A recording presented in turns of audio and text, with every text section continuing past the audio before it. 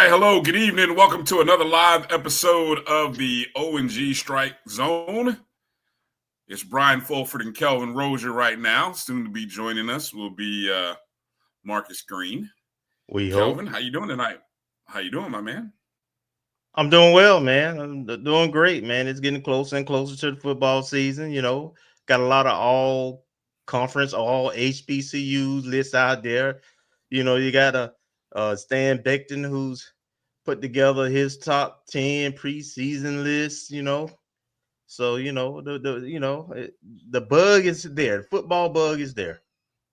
Man, it is definitely a good time of year. The boys are back on the grass, not just on the turf. They're back on the grass. And fall camp, we're about a week in now. I mean, because they took the field, what was it, Thursday of last week? Friday of last week. So almost a full week of action. They go in full pads tomorrow. Oh, full pads tomorrow. Nice. The volleyball court, the ladies are defending unbeaten SWAC volleyball champions, are back in the Gaither Gymnasium working out, right? Gaither Gym is where the volleyball team is working out. So that season has started, and it's good times, man. Good times.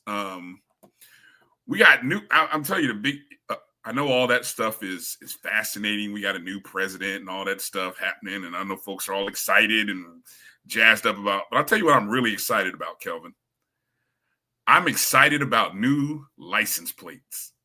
I am excited about the new Florida A&M license plate. I mean, that came out I didn't even know that was going to happen in August. Like, of all the things I was excited about in the month of August, I was not expecting that to be on the list, but I've been pleading. I mean, look, who hasn't? If you live in the state of Florida and you've seen them ugly tags that we've had for like the last, No, decade? I have to disagree with you. They're not ugly, but I was tired of seeing them. I'm tired of them now. I wanted something fresh and new, and I like it. I really do. So my birthday is November, so I'll be getting a new one on my birthday.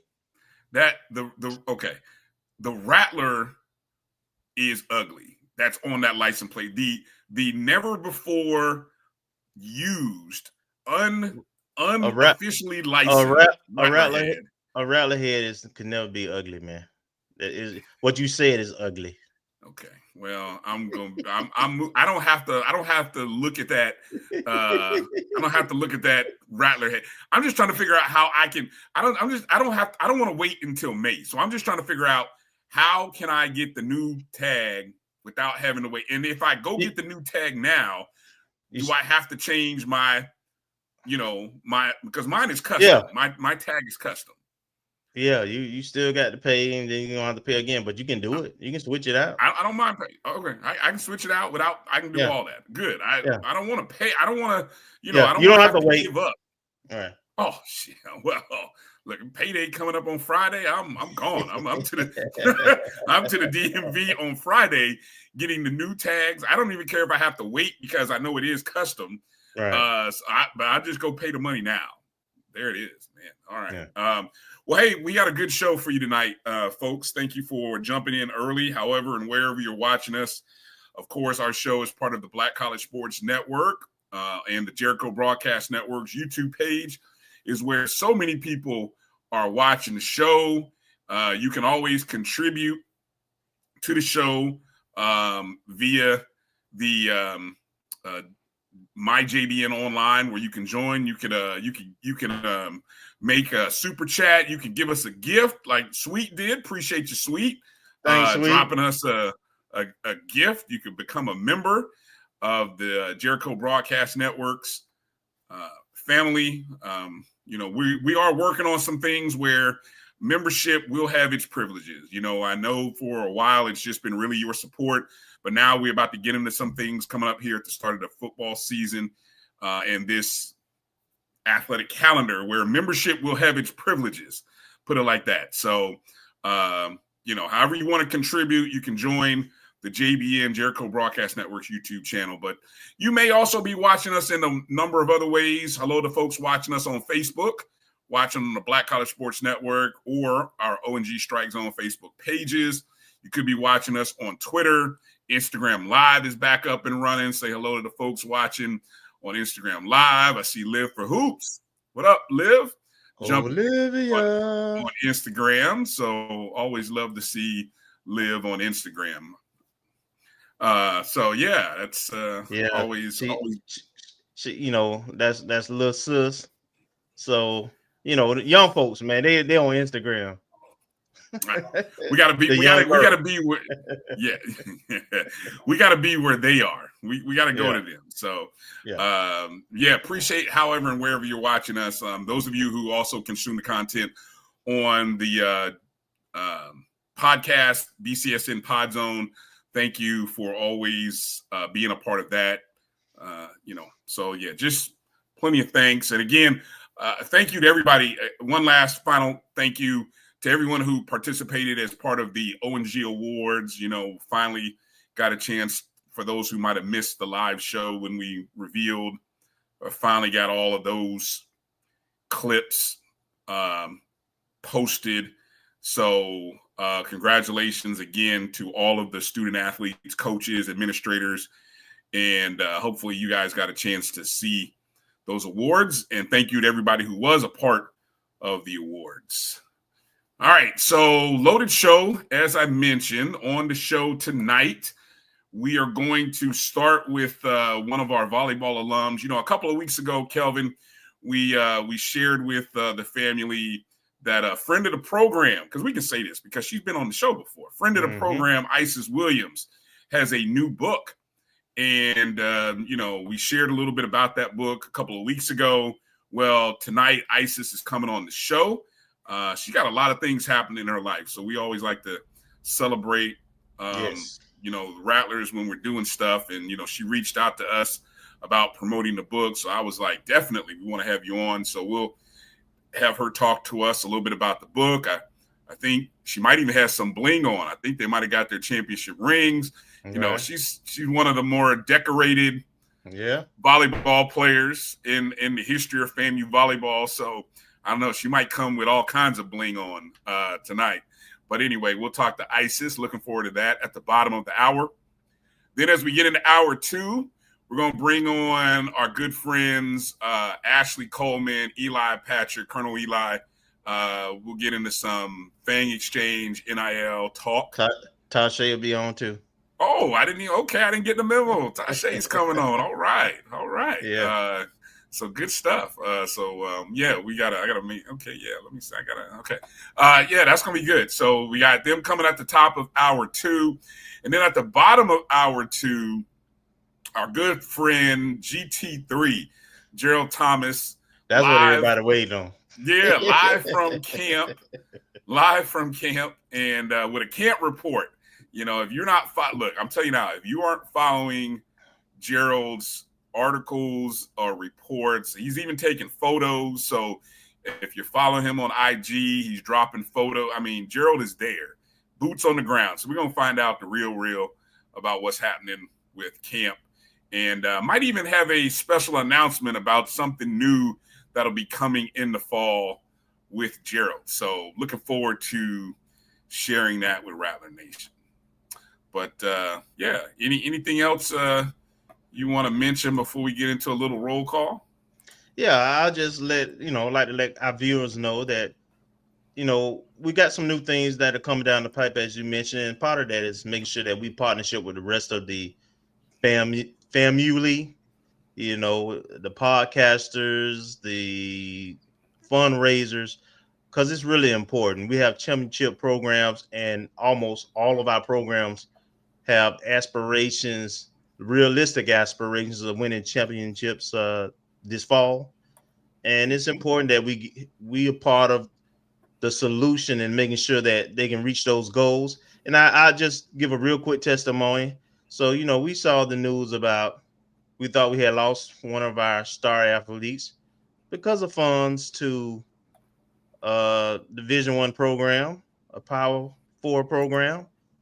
And because of efforts of Fang Exchange in conjunction with a partnership with Fangs Up Podcast and the coach, we were able to, we found out that star athlete is returning to FAMU. Is Didn't that want to a go. is that breaking news? Are we breaking news? Is that what's Well, happening? Are you breaking well, news early, or you want to wait well, till later? well, if you didn't watch Fangs Up, I think Fangs Up kind of spilled it, but Oh, okay. but not, most, some folks may not know. Okay. We talking track.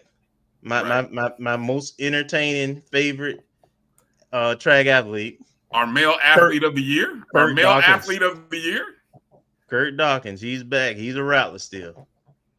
So it's really Nice. important. It's really important what we do, and I'm glad we have this platform that we can bring people on and keep people abreast, and we're making a difference at the end of the day, and that's part of our responsibility as alumni. Speaking of that, last week we mentioned, well, this was a day before the actual ribbon cutting of the new golf canopy. You were there. You had some photos. Might have even I didn't see any video, but you had photos. But you were there. Of course, it was maybe one of the last official things for Dr. Timothy Beard, who's done a great job over the past year, despite what some other knuckleheads may choose to say. What was your takeaway from that golf canopy ribbon cutting ceremony? It was beautiful. It was beautiful. The emphasis was on that campaign started essentially 60 days. Within 60 days, 60 to 45 to 60 days, they were able to raise the funds, put the request out there, have the purchased item, have it delivered and installed. And so now we had some sponsors out there, and now we have something that not only helps our golf team. Coach teaches golf as a course student, so he gets a chance to do more of that. And then there's some community groups that have kids golf that utilize that facility, and they help sponsor. They contributed to it also, and they were there, and they're gonna spend money to potentially to utilize that for their camps for the kids. And I know Rick is trying to arrange something with the athletic department and the rec center to do something on game day and make it a fundraiser. So it was a beautiful thing, professional, done, and we make a difference when we get involved and we support. And these are all things that are driven by alumni. It's really not coming from the university, these requests and some of these wins. So we just got to continue. It's funny you mention getting more than just one single use out of your facilities. It takes me back to this article that we shared in our own group, you, me, and Marcus. This story from the AP regarding. Now, this was a story about college tennis programs, right? Cutting their program, which we have seen happen to a fellow SWAC member just over the past week. And Prairie View A&M deciding to discontinue their tennis program. But it talked about the article in general, in general terms, was talking about being able to get more than just a single use out of it. Meaning, can you rent your courts? And as you were talking about the golf canopy, can that space be used by other entities, whether it be for rental purposes or, through city government opportunities, just ways to help. I know it can be expensive. and so it was kind of that rung in my head, this article that was talking about that. And I don't know what our own tennis court situations like, and I don't know if we rent out our tennis courts to other places or facilities or used by the city. We own it. We haven't made some investments in it. It's technically a teaching lab because we do have a physical ed department teaching program. Mm-hmm. And yes, the community does use it. I don't know if it's used in terms of fundraising though. I can't recall one off the top of my head. Well, even if you rent out your facility, that could be your fundraiser. You know what I'm saying? That's sort of not an indirect fundraiser. Well, especially since now that we've remodeled one court and we'll be starting the second one, we absolutely can do that now. We need to work on getting a digital scoring system and some kind of covered bleachers or sitting arrangement. But it's a nice facility, and we definitely need to seek every opportunity possible. Right. All right. So good stuff. Glad you were able to be there, get some photos, and I look forward to hopefully being able to check it out on my next visit up to Tallahassee. While we still have some time in the first segment, let's go through the roll call because a lot of our friends have checked in and they're in there. So we always like to give the shout outs to those of you who have decided to jump in early and want to take some time out to shout us out. Shout out to Bull. That's right. I was first, so you trying to skip over. That's right. As soon as I got off work and got to the house, I made sure I logged on so I'd be the first one. Yeah. What's up, Kelvin? Look, hold on. It's a good thing it doesn't show the time, man. I just looked at the timestamp. Good Lord, man. Yeah. All right. Anyway, what's up, Bull? Good to see you. What's up, Bull? Thank you for checking in. Marvin Allen, appreciate you for coming in. Kenneth Rozier. What's up, Ken and Alice? Yep. Good to see you guys. Melissa Wilson checking in. Melissa, good to see you, Melissa. Demetra. What's up, Mitra? That's my dog. Coming in. Mary 305. Hey, Auntie. Thank you for being a JBN subscriber as well. Good to see you. Ashton Harris checking in. Good to see you, Ashton. What's up, Ash? Yes, it is. Almost that time. B Starks checking in from the ATL. What's up, B Starks? Good to see you. Thank you for being a JBN subscriber as well. Tamara T, another JBN subscriber. What's up, Tamara T? We appreciate you. Thank you for your support and coming in. Good to see you. Hello, checking in. Hello. DQ. Good to see you, DQ. Welcome. Thank you for coming in. JT in the house. What's up, JT? JT Money in the house. Good to see you. Thank you. Marcus JY from Middle Georgia. What's going on, Marcus? Checking in. Thank you for being a JBN subscriber, Marcus. Appreciate you. Meredith, another JBN subscriber. Hey, Meredith. Appreciate you. Thank you for coming in. Troy White. What up, Troy? What's up, Troy? How you doing? Yes, indeed. There's Liv. How you doing, Liv? Good to see you. Olivia. You got to call her by a government name. She hides from that government name. She's ready for hoops, boy. I said, hey, the 8th of what is it? The 7th and 8th of October. Yeah. SWAC basketball media days, absolutely. In Birmingham, Alabama. I just want to know, will Liv be there? Do we need to work on finding a way to make sure Liv gets there? Well, I think Liv. I know she's going to be at some games, and Liv, I think, might be calling a game or something. Yeah, we'll see. She got that taste of it last year. I know. Yeah. What up, Sweet? Good to see you, Sweet. Thank you for being a JBN subscriber. Chuck Hunt, good to see you, Chuck. Thank you for Nashville, Tennessee. Coming in from Monroe, Louisiana.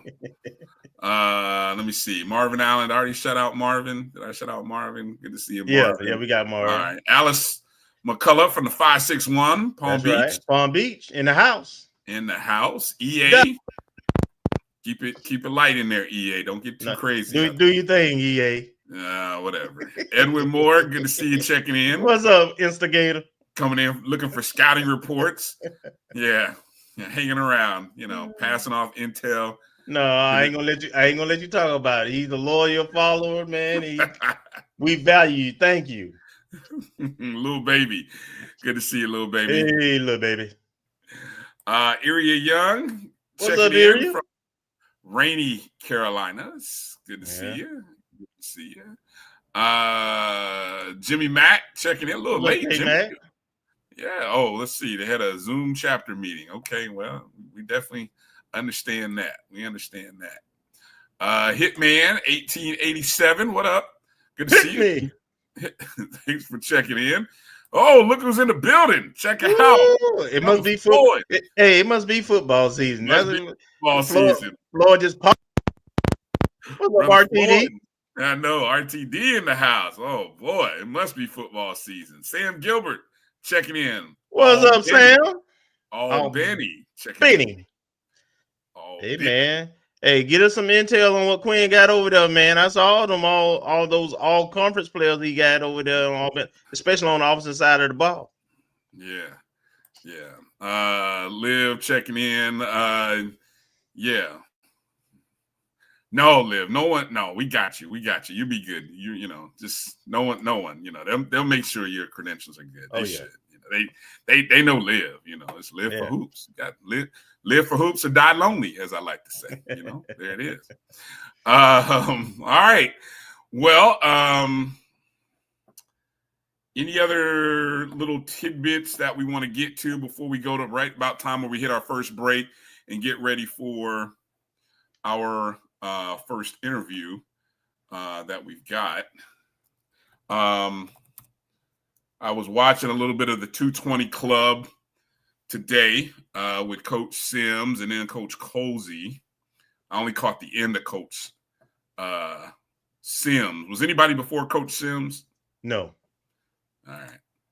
I know when I tuned in, though, we were talking about nutrition tables and that again. So it was just like, I'm hopeful and that we're working on a permanent solution. I applaud the efforts we got, and we got to support and fill that gap.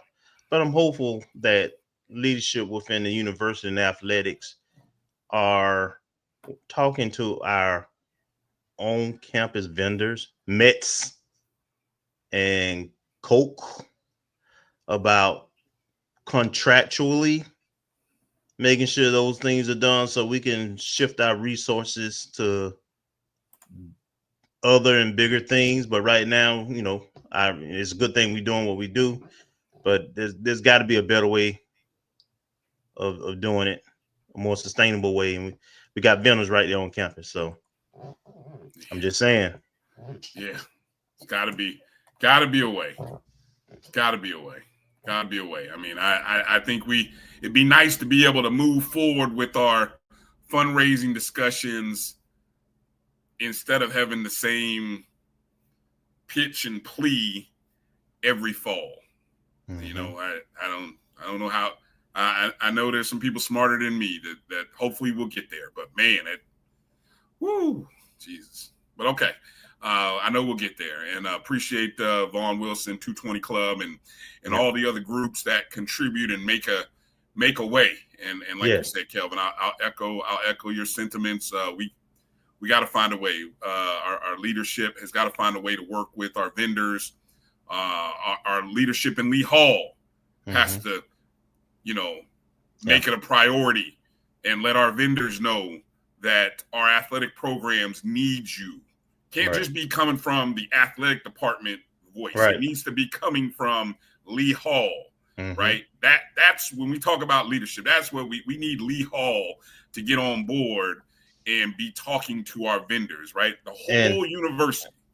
And auxiliary services specifically, since most of those contracts go through there. And there needs to be the discussion, I'll just say it again, there needs to be a discussion about athletics having their own auxiliary services and negotiating their own deals and contracts specific to athletics. Well said. All right. When we come back after the break, we're going to tell you about what's Isis Williams doing these days and this book, Changing the Game, that is hopefully going to change the lives of many young student athletes. And so we're going to talk to Isis and find out more about this book and what she all has happening in her life since she picked up another ring, a degree, and all the other wonderful stuff that she's doing now as a alumni of Florida A&M University. So we can't wait to talk to Isis coming up on the other side. Hang tight with us. I'm going to shoot you guys a link here during the commercial so that you guys can get on board with go checking out this book on Amazon. And, hopefully you guys will show some support and show some love. And if not buying the book for, yourself, maybe buying it for some young athlete, in your life circle that you can bless them with this book. All right. So coming up right on the other side, Isis Williams, you're watching the O&G StrikeZone right here on the Black College Sports Network. We'll be back in just a moment. History? Yeah, we built that. Pride? We fuel that. And on August 30th, we run that. Two powerhouse HBCUs, Howard Bison, FAMU Rattlers, one legendary showdown under the Miami lights at Hard Rock Stadium. The energy unmatched. The culture undeniable. The vibes straight HBCU. 2025 Invesco QQQ Orange Blossom Classic. Get your tickets and book your hotel now at orangeblossomclassic.com. Saturday, August 30th at 4 p.m. in Miami Gardens. Get ready for the inaugural Unity Classic, Saturday, September 13th at Nathaniel Glover Community Field and Stadium. It's a clash of the Virginia Union Panthers of the CIAA and the Edward Waters Tigers of the SIAC. Plus, an HBCU band battle between the Edward Waters Triple Threat Marching Band and the Virginia Union Ambassadors of Sound. The inaugural Unity Classic goes down in Duval. This is Bryan Fulford. AD Drew and I are co-hosts of the BCSN Sports Wrap. We talk about all things related to HBCU athletics. From the games, teams, coaches, and fan interest stories, we cover it all. You can find our shows on Facebook at BCSN Sports Wrap, YouTube at MyJBN Online, and everywhere you listen to podcasts like Anchor, Spotify, Google, and Apple Podcasts. You can also find the show on the Jericho Broadcast Network's app. Make sure to download. We look forward to you joining the conversation and being a part of the show. History? Yeah, we built that. Pride? We fuel that. And on August 30th, we run that. Two powerhouse HBCUs, Howard Bison, FAMU Rattlers, one legendary showdown under the Miami lights at Hard Rock Stadium. The energy unmatched. The culture undeniable. The vibes straight HBCU. 2025 Invesco QQQ Orange Blossom Classic. Get your tickets and book your hotel now at orangeblossomclassic.com. Saturday, August 30th at 4 p.m. in Miami Gardens. This is the Dean of the College of HBCU Sports, Kenyatta Cavill of Dr. Cavill's Inside the HBCU Sports Lab with Mike Washington and Charles Bishop. Come mix it up in the lab where the course lecture is in session every Tuesday from 6 o'clock p.m. Central Standard Time on Facebook Live, YouTube Spreaker, or the BCSN app, as we discuss all things about the HBCU sports culture, including exploring the week that was in the sporting HBCU diaspora, as well as the upcoming week of HBCU sports. With me, the Dean, the College of HBCU Sports, on Dr. Cavill's Inside the HBCU Sports Lab with Mike Washington and Charles Bishop. Course lecture dismissed. Football fans, HBCU football is back in the ATL with the Cricket MEAC SWAC Challenge Kickoff. Representing the MEAC, North Carolina Central, and representing the SWAC, Southern Eagles, Jaguars, the Marching Sound Machine, the Human Jukebox. The kickoff trophy is up for grabs, and bragging rights are on the line. The rivalry is real. Bring the family and join us pre-game for the fun-filled Coca-Cola fan experience, including band jamborees, food, activations, and fellowship. For tickets and information, visit MEACSWACChallenge.com.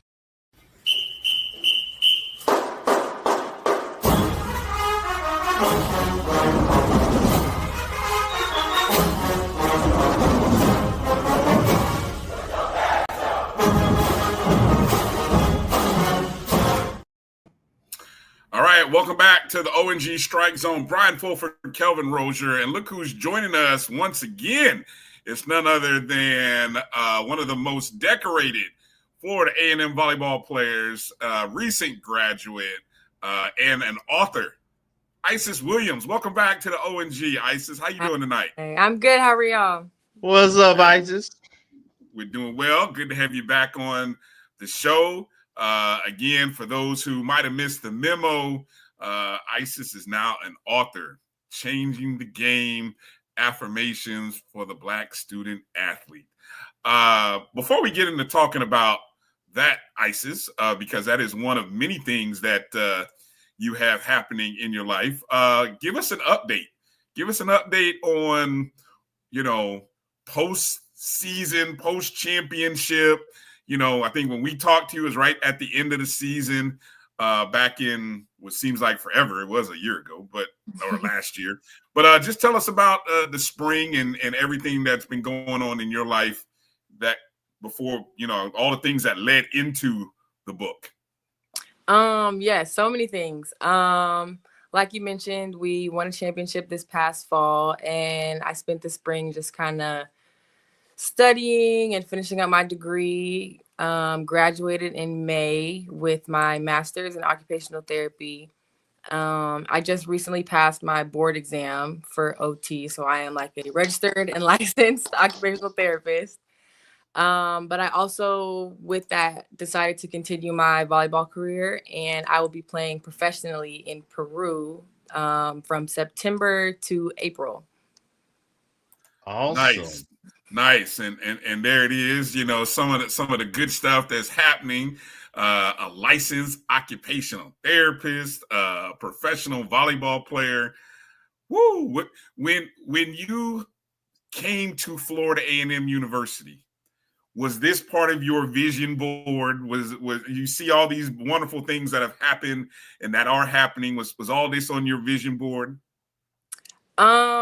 Honestly, when I first got to FAM, I had no idea that I would be here. Like, if I was to talk to myself 6 years ago, I would be shocked. I've been blessed for all of the opportunities that were presented in front of me. And I think it was just kind of capitalizing on those moments. Like, okay, I can go further. I can get my master's. I am a good volleyball player. Like, I am a good leader. I can continue doing this. So it's just kind of accepting all the good things that are coming and kind of building on that. But yeah, it's been a journey for sure. Nice. Go ahead, Kelvin. So how many titles did you win as a player? I have 3 championship rings. And I was all tournament team, SWAC second team. A lot of accolades. I actually have my rings right here if y'all want to see. Oh yeah, absolutely. We celebrate championships. Yeah, we celebrate champions around here. Okay, let me get them. So let me try and put them all next to each other. So here is all 3 of my rings. This is from the first year. You can kind of see the progression. Yeah, they got bigger. Second year, and then this past year championship. So yeah, 3 rings. Not a lot of athletes can say that, so I am blessed to have even in that space and have that opportunity. So it's still kind of trying to hit me, even though the championship was so long ago last year. It's still like, whoa, like I really did do that. Yeah. Capped it off with a perfect season at that.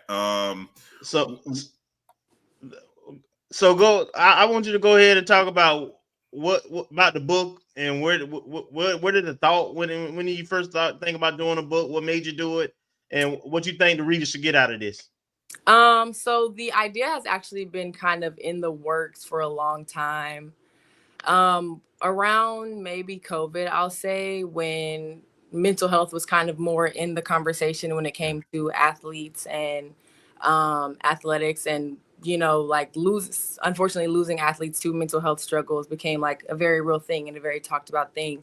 And me going through my own struggles, just being a Black student athlete and being a leader on my team, kind of surfaced some feelings that I was like, okay, maybe these aren't talked about enough. And if there was a way that I could bring awareness, and like I said, like if 5 people get the book, I'll feel like I made a difference. You know what I'm saying? Because it's like these things aren't talked about, and I would rather have at least a conversation and bring awareness about it in a space where other athletes that look like me or are going through the same thing can feel safe and feel like, okay, like there's somebody who understands me.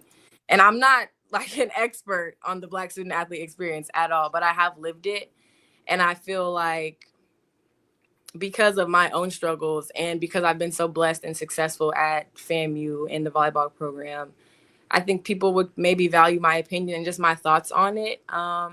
So it took a lot of courage to actually take the leap and get the book out there. So like I said, it's been in the works for a couple years. There were so many times I was going back and forth with myself, like, well, maybe nobody's going to read it. Nobody's going to care. But I'd rather put it out there and have the opportunity or the option for somebody to look at it rather than just staying quiet. All right. That is awesome. That's inspirational. Thank you. Let us take us behind the scenes. What were, if maybe you could share a moment during the season, and I mean, obviously any season, because even though you've lived a glorious life on the volleyball court that we see on this end, I'm sure there's lots of highs and lows, but maybe take us through one of those moments, or maybe a moment in particular that you feel comfortable sharing that would kind of let people inside to get an understanding of maybe where this book comes from. Oh, for sure. So my first year at FAMU, I redshirted, and unfortunately I was injured and I was out for about 6 to 8 months. And that's kind of when everything started hitting me all at once. Like the reality of, okay, I'm an athlete. I'm also trying to be socially active with my friend groups, and then I'm balancing being far away from home, and it's just a lot of pressures that are on you as an athlete representing your school or organization. And it was a really low point. It was a very low point for me, and one of, besides my coaches, the people that helped me was my mom, and she just kind of spoke life into me and kind of taught me about speaking highly of yourself to yourself so that you can kind of get out of the rut. And it really made a difference. And in the following seasons, we were able to work with sports psychologists who kind of also brought awareness, like it starts with you and how you talk to yourself as an athlete. And no matter how many people are supporting you, like, yes, we love the village and we love the support that we receive, but you're not going to be receptive to it if you're not believing it yourself. So injury definitely kind of was the catalyst for this whole creation of my book, because it's a very real experience that I hadn't experienced before. And if I'm going through that, Lord knows how many other athletes are experiencing that and kind of dealing with silent struggles that they're maybe too timid to talk about or just don't feel like they have the space to. And did you, I appreciate you sharing that. And did you, or do you, did you work with other, whether it be teammates or others, athletes, and how did that process go as you were talking to other people? I mean, I'm sure there's a community and a family. You probably find out, I didn't even know you were going through all this, because you just look so amazing when I see you. But then when you really have those real conversations after the match, what was that like? I had the opportunity to be a captain for the volleyball team over the past 4 years. And I think after every loss or every win, there was always somebody going through something, because, not everybody's going to get on the court at the same time. Not everybody's going to play. Not everybody's going to do what they thought they would do. So it was like this cloud of expectation, and seeing my teammates kind of deal with some of the negative things that come with, maybe not doing what you thought you were going to do or not performing the way you thought. Being able to lift them up and be like, hey, like I've been there, because also in a leadership role, people look up to you and they don't, like, you look like you have it all put together, but no, I was there. I still am there. I'm currently going through the things that you're going through as well. So kind of just leveling with my teammates and putting myself in their shoes opened up so many opportunities that gave me the confidence to be like, okay, this book needs to be put out there. And even other athletic programs, like some of my friends in softball or basketball or track, all of those people are kind of sharing this experience of there's things that are going on behind closed doors. Yes, like to everybody else, we're doing it, we're doing good, we're winning championships and all of that, but nobody's talking about what happens behind the scenes. For real. Okay. Again, want to flash the book up for everybody. It's called Changing the Game. I did put the link. I think the link went out through. It did. Hold on. Let me come back. You got a full. Yeah. Let me go. Post it back up there again. There it is. Changing the Game, and you can find it on Amazon, paperback. Just debuted, not longer than hadn't even been a full month. Yeah, it has been just a little bit over a month, June. And you can buy it paperback. You can even get it downloaded for your Kindle. So for those of you who like to enjoy the Kindle, how would you describe in terms of is it something that works for whether it be high school students, college students, even middle school? Is it encompassing of all age groups, even gender? Yes, all ages, all genders. I feel anybody that's going through change or having difficulty processing some of the feelings that come along with the pressures of being an athlete. And it's really not even just specific to athletes. I feel like anybody can get it. If you're struggling with something, positive self-talk, there are themes that are highlighted within it, like imposter syndrome and giving yourself grace and self-love, overcoming adversity, things like that. So it touches on all of that. So I feel like anybody can really read it and get something out of it. Okay. Now you mentioned earlier that you are preparing to move into the professional volleyball world. Yes. What does that look like? Because we all enjoy volleyball, high school watching, then we watch it in college and we love it. And then it's like professional in terms of what, public sees it. We don't see it that much. So give us a little background on what the professional volleyball circuit is like.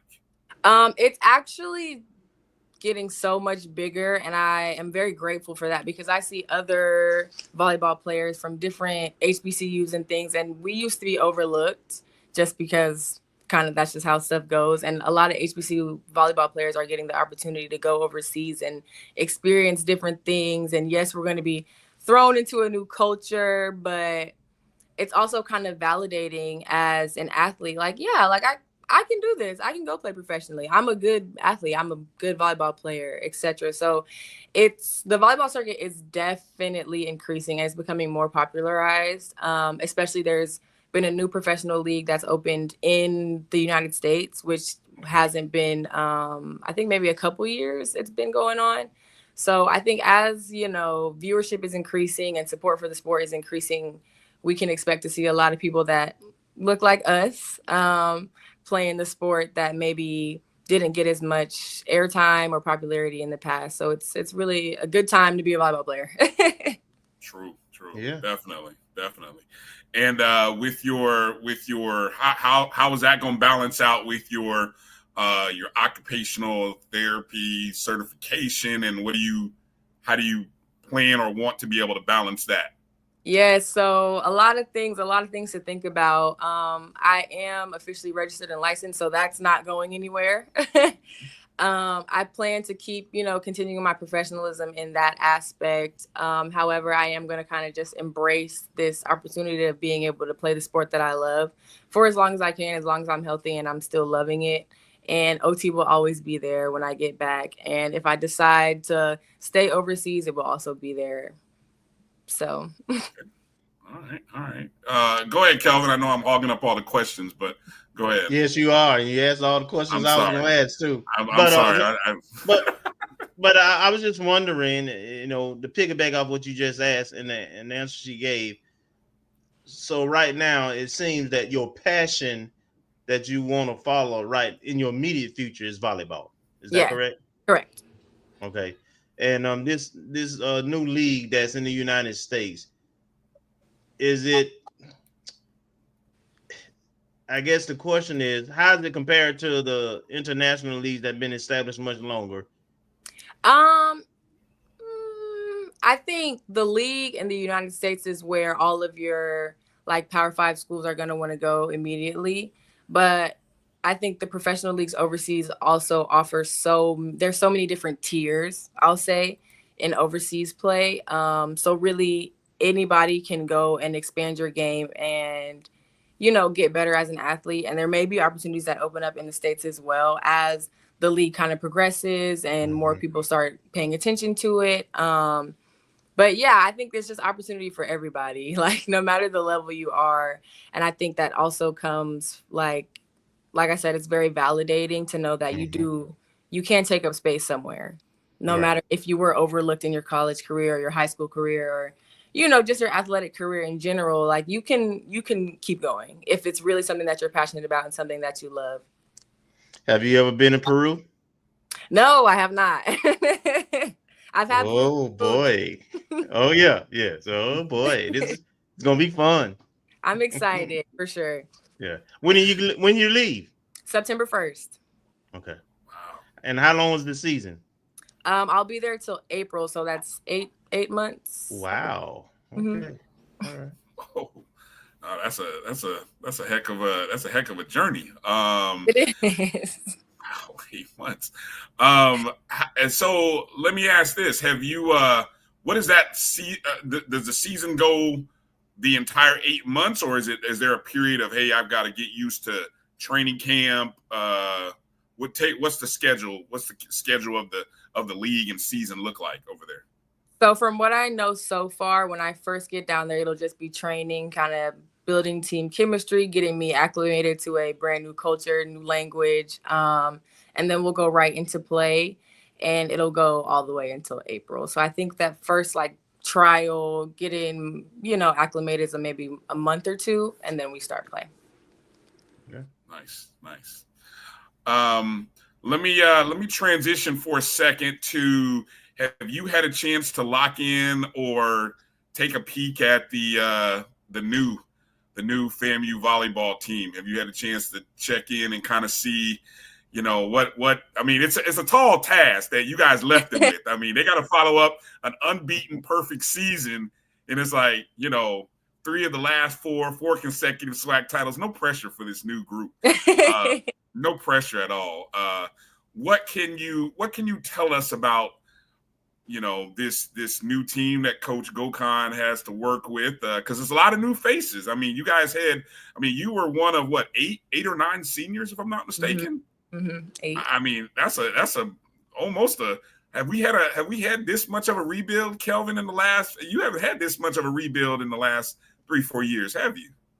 Not at one time, no. No, not at one time.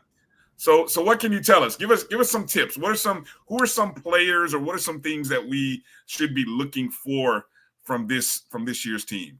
Oh, definitely. So Coach is rebuilding for sure, but the good thing is I don't feel like he's rebuilding from scratch, because there are still players like Sydney and Ayani and Farah who have been on the championship team and know kind of what it's like.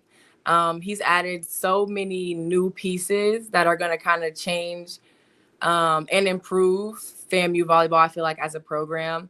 And also because we did leave such a legacy and are a winning program, we get more attention. Like, let's say players in the transfer portal are like, oh, I can go here and win a championship. Like, let me go ahead and do that. So it's like FAMU volleyball is getting a lot of positive,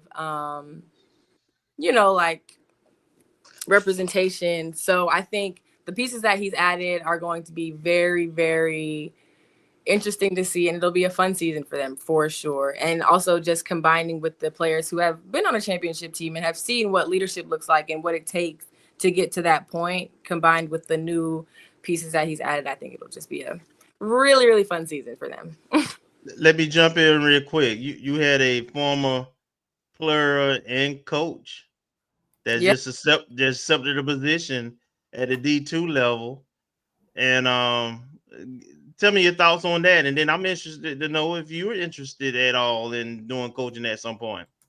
Yeah, so Kaylin is amazing. I had the opportunity to play with her, and seeing her be a coach to me as well as kind of be a coach to other players who look like us, it's just, you can kind of tell when somebody has the gift. You know what I'm saying? So seeing her in coaching mode was like, oh, like I can see you doing this. I'm really, really proud of her. Like, cannot speak any more highly of her than I already do.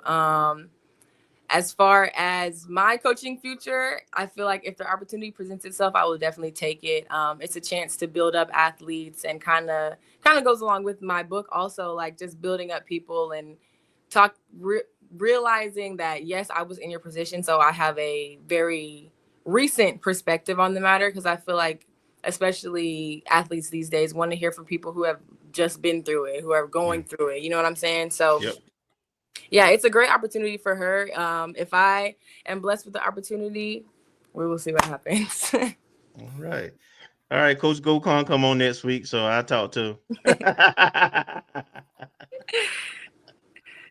What is I was just wondering, sitting here thinking, what's going to be probably one of the toughest things for this team to,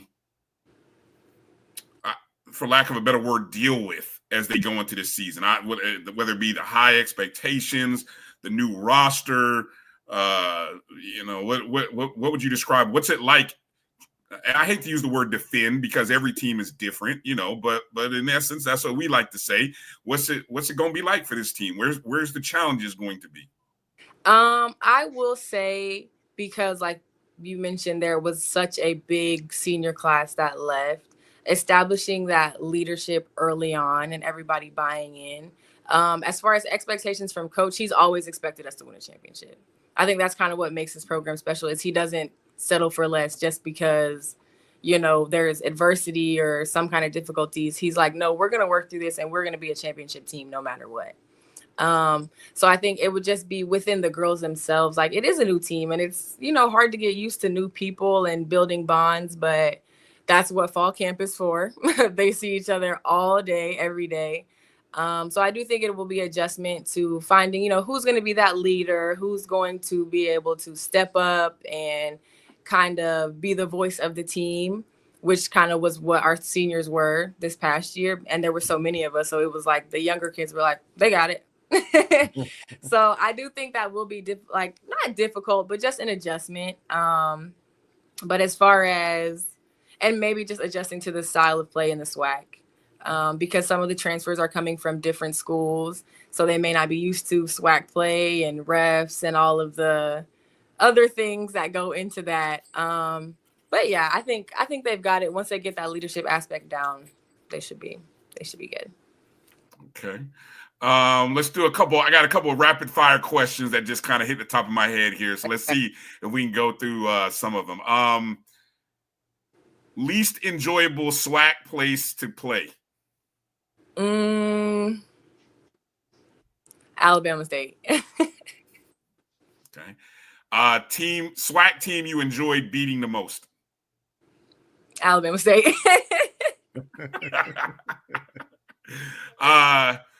Give us I'm gonna call it a Gokinism. Give us something that Coach Gokon likes to say that you ladies, kind of in your own way, kind of, a Gokinism. That's the best I can give it. I don't know. There's so many. But one thing that we always, like, as a team, would kind of just be like an inside joke between us was when we would have 6 a.m. practices. Obviously, it's 6 a.m. Everybody's a little bit groggy. He'll come up and be like, good morning, like clapping, trying to get us, like the good morning. It's almost like a trigger. Like, we hear good morning and it's like, okay. So that probably his good morning. I don't think I'll ever forget that. I think it'll probably live in my head for the rest of my life. Most memorable moment? Ooh, so many. I'll say this most recent championship, the last point, the winning point of this most recent championship game. Toughest class that you had? Toughest class, like school-wise? I don't know. You can go wherever you want to go with it. Anatomy and physiology. All right. Nice. You got any rapid fire ones you can think of, Kelvin? I'm all out. That's all the bullets out the chamber there for me. No, I think you did a good job. All right. Well, thank you. Isis, I want to give the floor over to you. Give you a chance one more time to pub the book.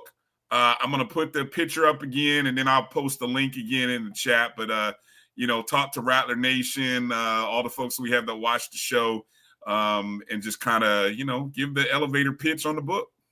Yes. Okay, so Changing the Game, it is a affirmations journal / book for Black student athletes or anybody that's going through big change or dealing with mental health struggles or issues, and you just need a space to reframe the way you talk to yourself and reframe self-love and positivity within your life. It can be uplifting. You can repeat the affirmations to yourself or write them down. It's really just a support for whatever you're going through in your life, hoping that you can come out on the other side stronger with a better outlook of how you view yourself and the way you speak to yourself.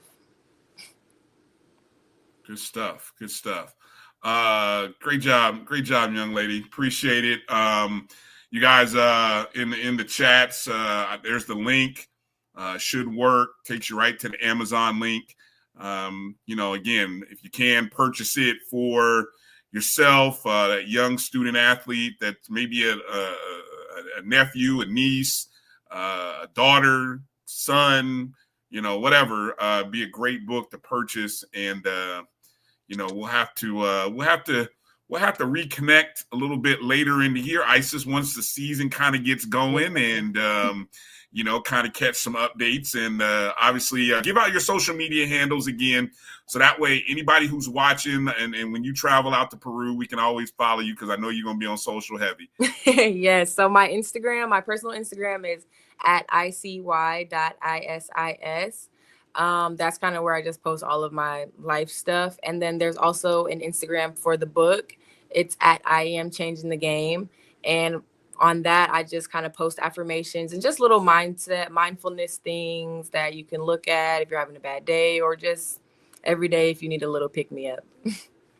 I like that. I am changing the game. I like that. I'm gonna make sure to follow that myself, man. I start school coming up, man. I need as much positive affirmations as I can get right now. All right. Well, hey, Isis, we appreciate you coming on the show. Congratulations, man, on all that you have accomplished and all that you are doing. It's good to call you a friend of the O&G, and we wish you safe travels. Yes. Safety and health, and more championship rings too. More championships. Yes. Throw those rings up one more time for people. Throw those rings up one more time for everybody. One more time. They can see. There they are right there. Bling, bling. Good stuff, Isis. All right. Well, hey, take care. Thank you for coming on the show. Thank you and so much. We'll continue to support everything that you do. All right. Thank you. All right. Ladies and gentlemen, Isis Williams, changing the game. Affirmations for the Black student athlete. Man, Kelvin, I gotta work on my book, man. That's two people that we have talked to now that have gone through the grind of writing a book. And Man, she graduated, wrote a book, student athlete, pro career. Traveling. Man. I'm like, I've done nothing in my I'm trying to tell you, man. I feel in quit right about now. The show's over. I'm done. I'm like, man, I've done nothing. I'm like, good gosh. Oh man, I tell you, that's what keeps. I'm telling you, man, that's why I enjoy working and talking to young people, man. It keeps you alive, it keeps you young, man, because sometimes dealing with adults is rough. But anyway, enough of my stories. Don't tell too much here, get in trouble. All right, so we got to take our next break, and I think the team is all in the studio. I see Ashley, I see Tashay, I see Colonel Eli, all in the back room waiting to jump on with us. So we will take our break and come on with our friends on the other side. You're watching the O&G StrikeZone right here on the Black College Sports Network. We'll be back in just a moment. Football fans, HBCU football is back in the ATL with the Cricket MEAC SWAC Challenge Kickoff. Representing the MEAC, North Carolina Central, and representing the SWAC, Southern, Eagles, Jaguars, the Marching Sound Machine, the Human Jukebox. The kickoff trophy is up for grabs, and bragging rights are on the line. The rivalry is real. Bring the family and join us pre-game for the fun-filled Coca-Cola fan experience, including band jamborees, food, activations, and fellowship. For tickets and information, visit MEACSWACchallenge.com. The human voice has always connected audiences with experiences. Major brands all across America have trusted Kever's voice time and time again. Conversational, powerhouse, intelligent, and sincere. That's the voice you need for your creative marketing process. KEAVERSVOICE.com. Kever's Voice, Kever's Voice, KeversVoice.com. Always on, all the time. Get ready for the inaugural Unity Classic, Saturday, September 13th at Nathaniel Glover Community Field and Stadium. It's a clash of the Virginia Union Panthers of the CIAA and the Edward Waters Tigers of the SIAC. Plus, an HBCU band battle between the Edward Waters Triple Threat Marching Band and the Virginia Union Ambassadors of Sound. The inaugural Unity Classic goes down in due fall. The Cuvée Group is a Florida-based marketing and training consulting firm. We help businesses communicate to their target audience and engage them in conversation. We also help to expand their audiences, which will ultimately result in growth for those organizations. In addition to being a certified constant contact specialist, my colleagues and I are also certified in John Maxwell Leadership Principles. We use these proven principles to conduct workshops, training, and private coaching sessions for individuals and companies looking to take things to the next level. Contact us to schedule a free consultation. Issues today, don't delay, call Cuvée.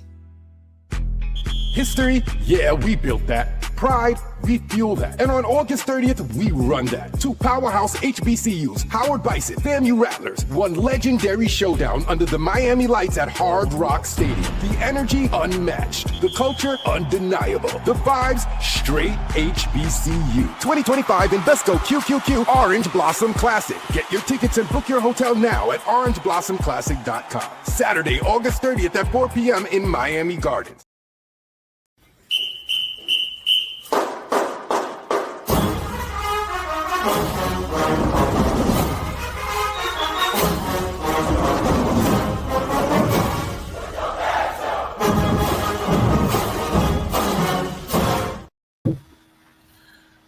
All right.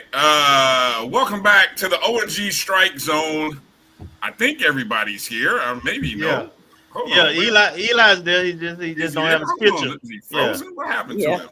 Oh, Lord have mercy. The gang's all here. Oh, my goodness. All right, let me go to the 4 quad box here until I figure out what's going on with Colonel Eli. But we say hello and welcome, Tasha and Ashley. Hello. Fang Exchange. How you ladies doing? Hello. We're doing good. How are you? We're great. Hey, we're good. Well, hold on. We got to talk gear for a second. What is that you're wearing, Tasha? What is that? This is a FAMU hockey jersey from AL Collection. I don't know if you can really see it, but yeah, a little bit. It's nice. That's dope. Yeah. It's real nice.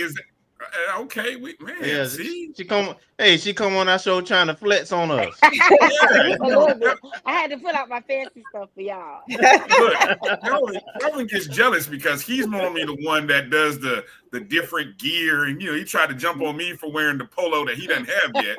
So, right. Okay, that's dope. Hold on, let me see if we got Colonel Eli here yet. Are you there?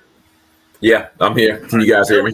Oh, we got you now. How you doing, sir? Yeah, I'm doing good, man. How are you guys and ladies? We're good. Doing good. Good deal. Good to have you on. Man, Colonel, you got that DJ voice, man. That baritone is booming now. Yeah, I can only talk though, man. You don't want me to sing on this bad boy. It sounds so ugly. All right. Well, look, it's always this time of year. Football season is getting going. Fall. I always like to say that, but I should be corrected here. Fall sports are underway. Volleyball's on the court. Football's out on the grass. Let me say that 5 times again. The grass, not just the turf. There's all kinds of things, but man, we sometimes still talking about raising funds for the same stuff that we're talking about year after year after year. Mm-hmm. Woo. All right. So where do we go? I don't even know where to start this conversation, but as we talk about needs, You know, we just kind of go around the horn. I'll start with Ashley, then you go to Tasha and Eli. Go, what needs? Where are we at in terms of needs as it relates to FAMU athletics? Well, if you watched the Quarterback Club today, we're a part of that show. You know, one of the hot points was nutrition. Mm-hmm. So that's an important, highly important need for FAMU athletics. It is not only for football team, basketball, track, all the sports that we have. It's a strong need for nutrition, and to assist our strength and conditioning coach, who is new and has had experience in different levels and has seen nutrition and how it's done at all levels at this point, I believe. And he sees what we have in the comparison, and he wants to get us to that speed. So nutrition, I'll say that off rip, just in general. Yeah. How we seem to, one of the biggest things, we always seem to talk about the nutrition. I mean, is that, how do we get past that with all the other things that we have in front of us? What's it going to take for us to be able to move forward from off of that? Or is that just one of those things we're always going to talk about? You shaking your head, Touch. Yeah, it depends on who you want to talk about it. Ashley, you can talk about it, or I can mention something real quick, because I got a little background in that nutrition stuff. Okay. My son played college football for the Air Force Academy, and just to see what they did as far as nutrition is concerned, and you see what FAMU is doing, is just a huge disparity there. And my next door neighbor, he played at Auburn, so it's just ridiculous seeing the disparity between, you know, a HBCU in a Division Power 5 school, and even a Group of 5 school like the Air Force Academy. I think we always talk about it until we get the kind of funds that we need from the school. And we're really not from the school, from the school and from alumni. You know, we need money, we need funds from both. But I think we'll always be talking about it. Actually, my son did with the athletes I have under contract right now for NIL, we did a Zoom. And I had my son talk to the players from FAMU that are under NIL contract with PYDF, talk to them about nutrition, recovery, and workouts. And he almost blew their mind, you know, what they did with nutrition at the Air Force Academy. And our guys like, man, I'm over here eating ramen noodles. And I was like, it just like blew their mind at where he was as far as nutrition and where our guys were as nutrition. So, you know, nutrition is just one of the many needs that we have as far as athletics is concerned. Okay, and to that point, Colonel, I want you to kind of talk about your organization and what you do, and if you can, talk about, you know, some of the things you partner with, and then after you get through, I want Tasha to jump in and talk about how her and Ash got into the whole Fang Exchange and partnering with Colonel Eli, and what's the vision moving forward for this year? Yeah. Well, I'm like you said, Eli Patrick. I'm the president and founder of the Patrick Youth Development Foundation. And for the last couple of years, alumni have basically been donating through me for NIL for the players. My foundation is based on mentoring youth and young adults. That's the basis of it, you know, mentoring them to be leaders. But with that, one of the football coaches contacted me to talk about NIL and how do we funnel funds through my nonprofit to get those funds to the players. So what the players do is basically the money comes to me. I pay the players to promote my foundation. So it's just like any other entity, any business entity. I just happen to be a nonprofit, just like, you know, Nike, Adidas, McDonald's, Wendy's. You know, basically they are online on their social media promoting the Patrick Youth Development Foundation, and I pay them for that. And right now we have 6 players under contract. Last year we had, I think, 9 players under contract. And it's the biggest players. It's all the players that are predicted to be, you know, first team all SWAC, like your Graybulls, Davion, the 2 that did today. They're under NIL contract with PYDF. You know, we got a young guy, Goldie. Got a couple of defensive players on there too with Antonio. and who's the other Antonio and Nick. They're both on. They're also on NIL. So it's the players that's going to get it done. And no, we don't pay for performance. I do want to make that clear. But those are the players that that PYDF currently has under contract. Tasha? Okay, so you asked us, you said you wanted to know how Ashley and I got hooked up, Yeah. right? So basically, after our championship run with Coach Simmons, our former coaching staff, I started asking questions about NIL because we had no collective in place. So I was kind of looking around and seeing what was going on. And somebody pointed me towards Ashley because I was like, well, if we don't have anything going on, I'll go ahead and try to see if I can put something together. And so somebody pointed me towards Ashley, and she and I just began talking, and she let me know, well, I've already pretty much got all the steps in motion. And so I was like, well, there's no sense in reinventing the wheel. How can I help? You know what I'm saying? What can I do? And so Ashley, that was probably February of 2024? Oh, yeah. And we've been conjoined at the hip ever since.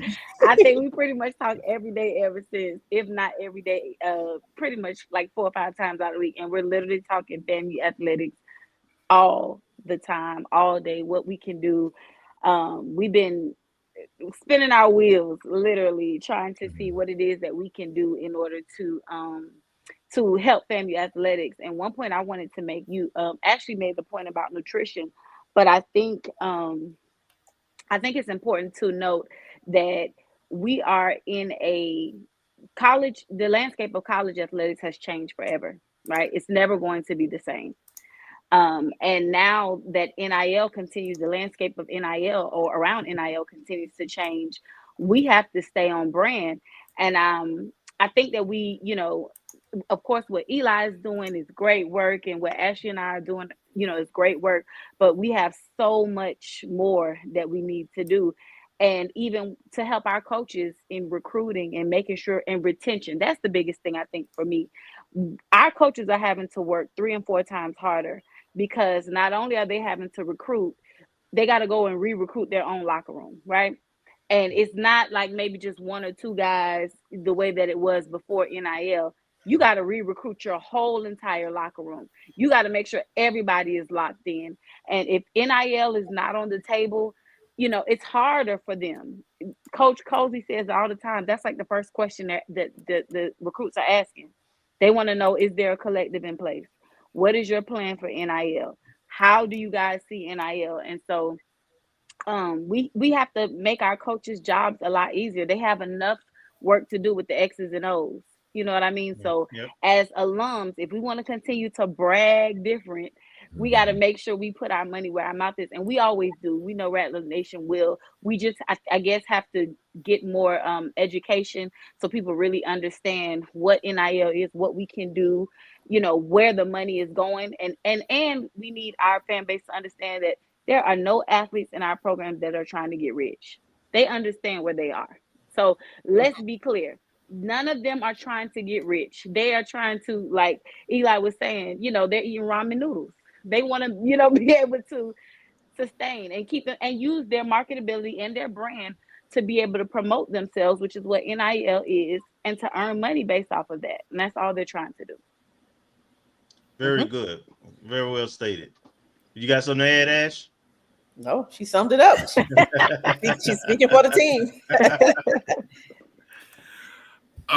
Let me ask this. One of the things that I think you all saw the recent news from the SWAC, that the agreement with what is it, Victory Snacks. Yes, Victory Snacks. Yes. The one thing that caught my attention in the very opening paragraph, and it was like the last sentence of the statement, was that this formation or this agreement would allow each school to be able to work with their, I think the term I think they used was their school initiated NIL program. Mm-hmm. I was like, what? I'm like, well, what is that? I mean, because some schools, I think, do a great job of promoting their NILs, right? Alabama A&M, Prairie View, Grambling. And then I got to thinking about us. And I said, well, what does that mean for us? So I'm curious, since we have you all here, have you all dug into that yet? And talking with anybody?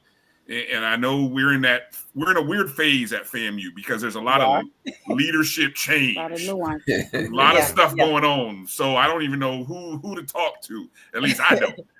But what was your takeaway when you saw that? And has there been any talks, discussions with anybody in regards to that? So I think from a perspective, I mean, you'll see more of that coming down, from SWAC and even potentially from the university. So it's actually it's very similar when you think about the type of opportunity just from reading the details. It's very similar to the social house deal that we have. Fang Exchange has directly with the social house vodka, where you're basically licensing logos and things of that nature.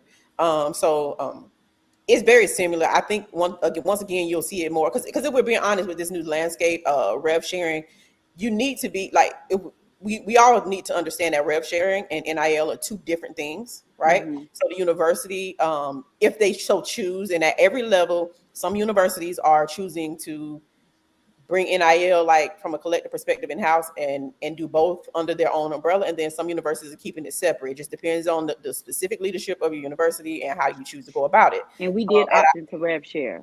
Right. And we opted into rev share. So that means that our university needs to generate dollars whenever that time comes. They need to be able to generate the dollars to pay the athletes and just pay the fee it costs to be opted in and things of that nature. So it's going to require the conference as well as our university to bring in extra dollars that last year wasn't a concern. They weren't concerned about sharing revenue last year and the year before that. Now it's a new thing. So on top of all the things that every low resource institution needs, now you need to also figure out and make a plan for rev share. So that deal, I think is a great deal. I do believe I will see more opportunities of such coming from like the SWAC and even from the university. I think it's something to embrace because the beautiful thing of how it works in tandem is that Fang Exchange, just like again, Social House is a perfect example. The Social House vodka that's directly through Fang Exchange. Those things go in tandem. Like you can support both, and they're both going back to the same place, which is just student athletes. So yeah, with the universities having an opportunity to go ahead and start generating some revenue and paying athletes, you'll see more things come down the pipeline. How soon will that be? That's to be determined. Because again, we have some things that we have to work on as a university that we all are aware of. So at that point, organizations like Fang Exchange are here to pick up and make sure that we close in the gap, even if that means nutritional opportunities, partnering with businesses locally, regionally, and nationally, and helping these athletes build their own brand. It's so much bigger than just getting paid. They need to learn financial literacy. They are learning how to build themselves as a businessmen and women.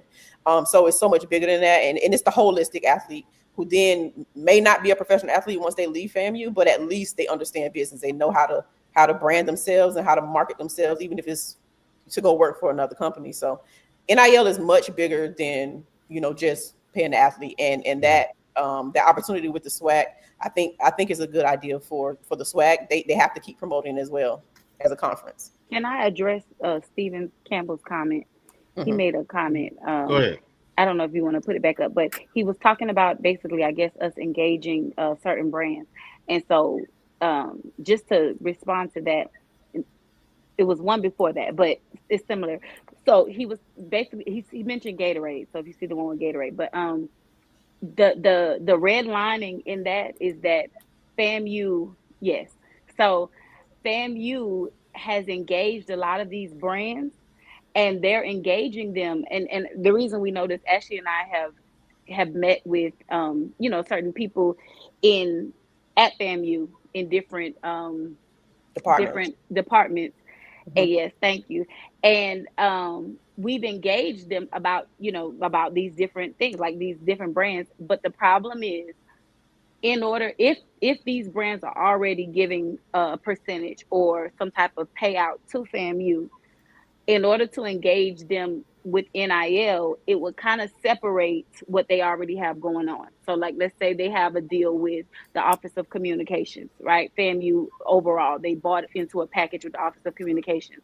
To engage them also into NIL, it's not impossible, but it would kind of separate the deal that they already have going on. And then the problem is, if we engage somebody else similar, it would be a conflict of interest, because although Fang Exchange is not a DSO, right?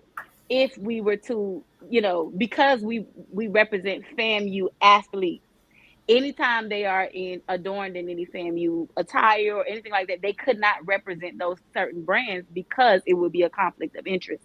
So the redlining, the tape, is really tricky. And so that's what we've been trying to figure out, how we can engage some of these different brands without, because FAMU, what we know, is a brand, of course, within itself, and we are partnered with so many other brands, and they're doing other things. What I believe also is that we need to work towards getting them to do more. Gatorade can do more, Pepsi can do more, LeBron James, you know what I'm saying? Trying to get them to do more. Like, yes, you're already partnered with us. Now, can you do something for this? Okay, you do something here. But I think that would be the easier, the more linear, path to take, so that it would be easier to just try to bring in those resources, because trying to get separate deals is just going to be the conflict of interest. I hope that kind of makes sense and answers it does. And let me just add, contracts can be amended. There's a lack of synergy, I think, between the departments and athletics, the university and athletics. You said it, not me. I didn't want to say that. I was going to preface it. Right. So hopefully with I'm gonna stay positive, and hopefully with the administration and our AD, we will see progress in that area. So with go ahead, Ash. You want to say something? I was going to say, we have seen, myself and Tashay have been in spaces where we have seen some efforts in that, to your comment, in a positive direction. Absolutely. Yeah, and I think it will continue for the immediate short term anyway. Now, in terms of your efforts to get Rattler Nation to buy in more at a larger level, I know that we kind of respond to specific asks, right?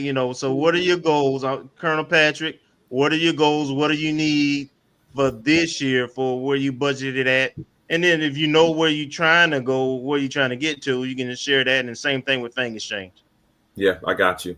I'll start with the annual ask. We're not asking for the full amount now, but the annual ask, and I'm speaking specifically to football because I haven't talked to Coach Ward and Pressure about what their exact needs are. But football alone, we're looking at an annual budget of almost $180,000. Obviously, we're not asking for that up front. We're not. And I posted my the site, the giving link into the studio chat for you guys. But right now, we're just looking at $50,000 just to get through the rest of the season. That's just the fall. We're looking at $50,000. And what we did is we reset the link so that people can see who's been giving since July. Because like I said, we have 6 athletes under contract right now, and they haven't named a QB1 yet. And we also have some other quarterbacks that we may want to hold on to. And so we have more players, we being the football team, has more players that they do want to put on the NIL contract, but the funds are not there. So right now the budget is about $50,000. That's what we're trying to raise. That's just to get through the fall. Right now we are in need of funds right now. Basically, PYDF is kind of holding it down. We've had a few donors to give a decent amount of money so we can sustain for a couple of months at a time. But we are definitely in need of funds. And right now that number, like I said, is $50,000. Okay. But let me say one more. Let me say 2 more things real quick. One is most of our funds, we've had a few give like $10 here, $100 there, but most of our funds have come from about 10 donors, period. I'm talking about $71,000 plus over the last year and a half have come basically from about 10 donors. So obviously they're reaching that donor fatigue, and we need other individuals to kick in some money. Second thing is we talked about it earlier as far as the NIL and what the athletes are doing for this. one of the things I talked about AD Suggs about early on is that she was trying to get FAMU to a space where we had full scholarships for our football players. People don't realize this. When we get these transfers in, these grad students, these seniors, they're paying for their tuition. That's it. That's the only thing paid for. These guys got to find a place to stay. Sometimes they have to feed themselves. So this little NIL funds that we're giving them, they're using it to pay rent, put gas in their car, to eat outside of the dining facility. So these NIL funds are really needed by a lot of these players that are transferring in. And the third thing is the ask. Again, like I said, the ask is $50,000, and it's just donor fatigue. We need individuals to start giving now so that we can just get through the season. And hopefully, Ashley alluded to it, is the school will kind of pick this up for next year. We can get through this year with this model, with Ashley raising money with Fang Exchange, with me raising money with PYDF. But next year, we really need the school and the alumni to kick in, and we got to give at a broad level. So hopefully that answered all the questions that you needed, Kelvin. Yes, it did. Fang Exchange. Y'all got anything else?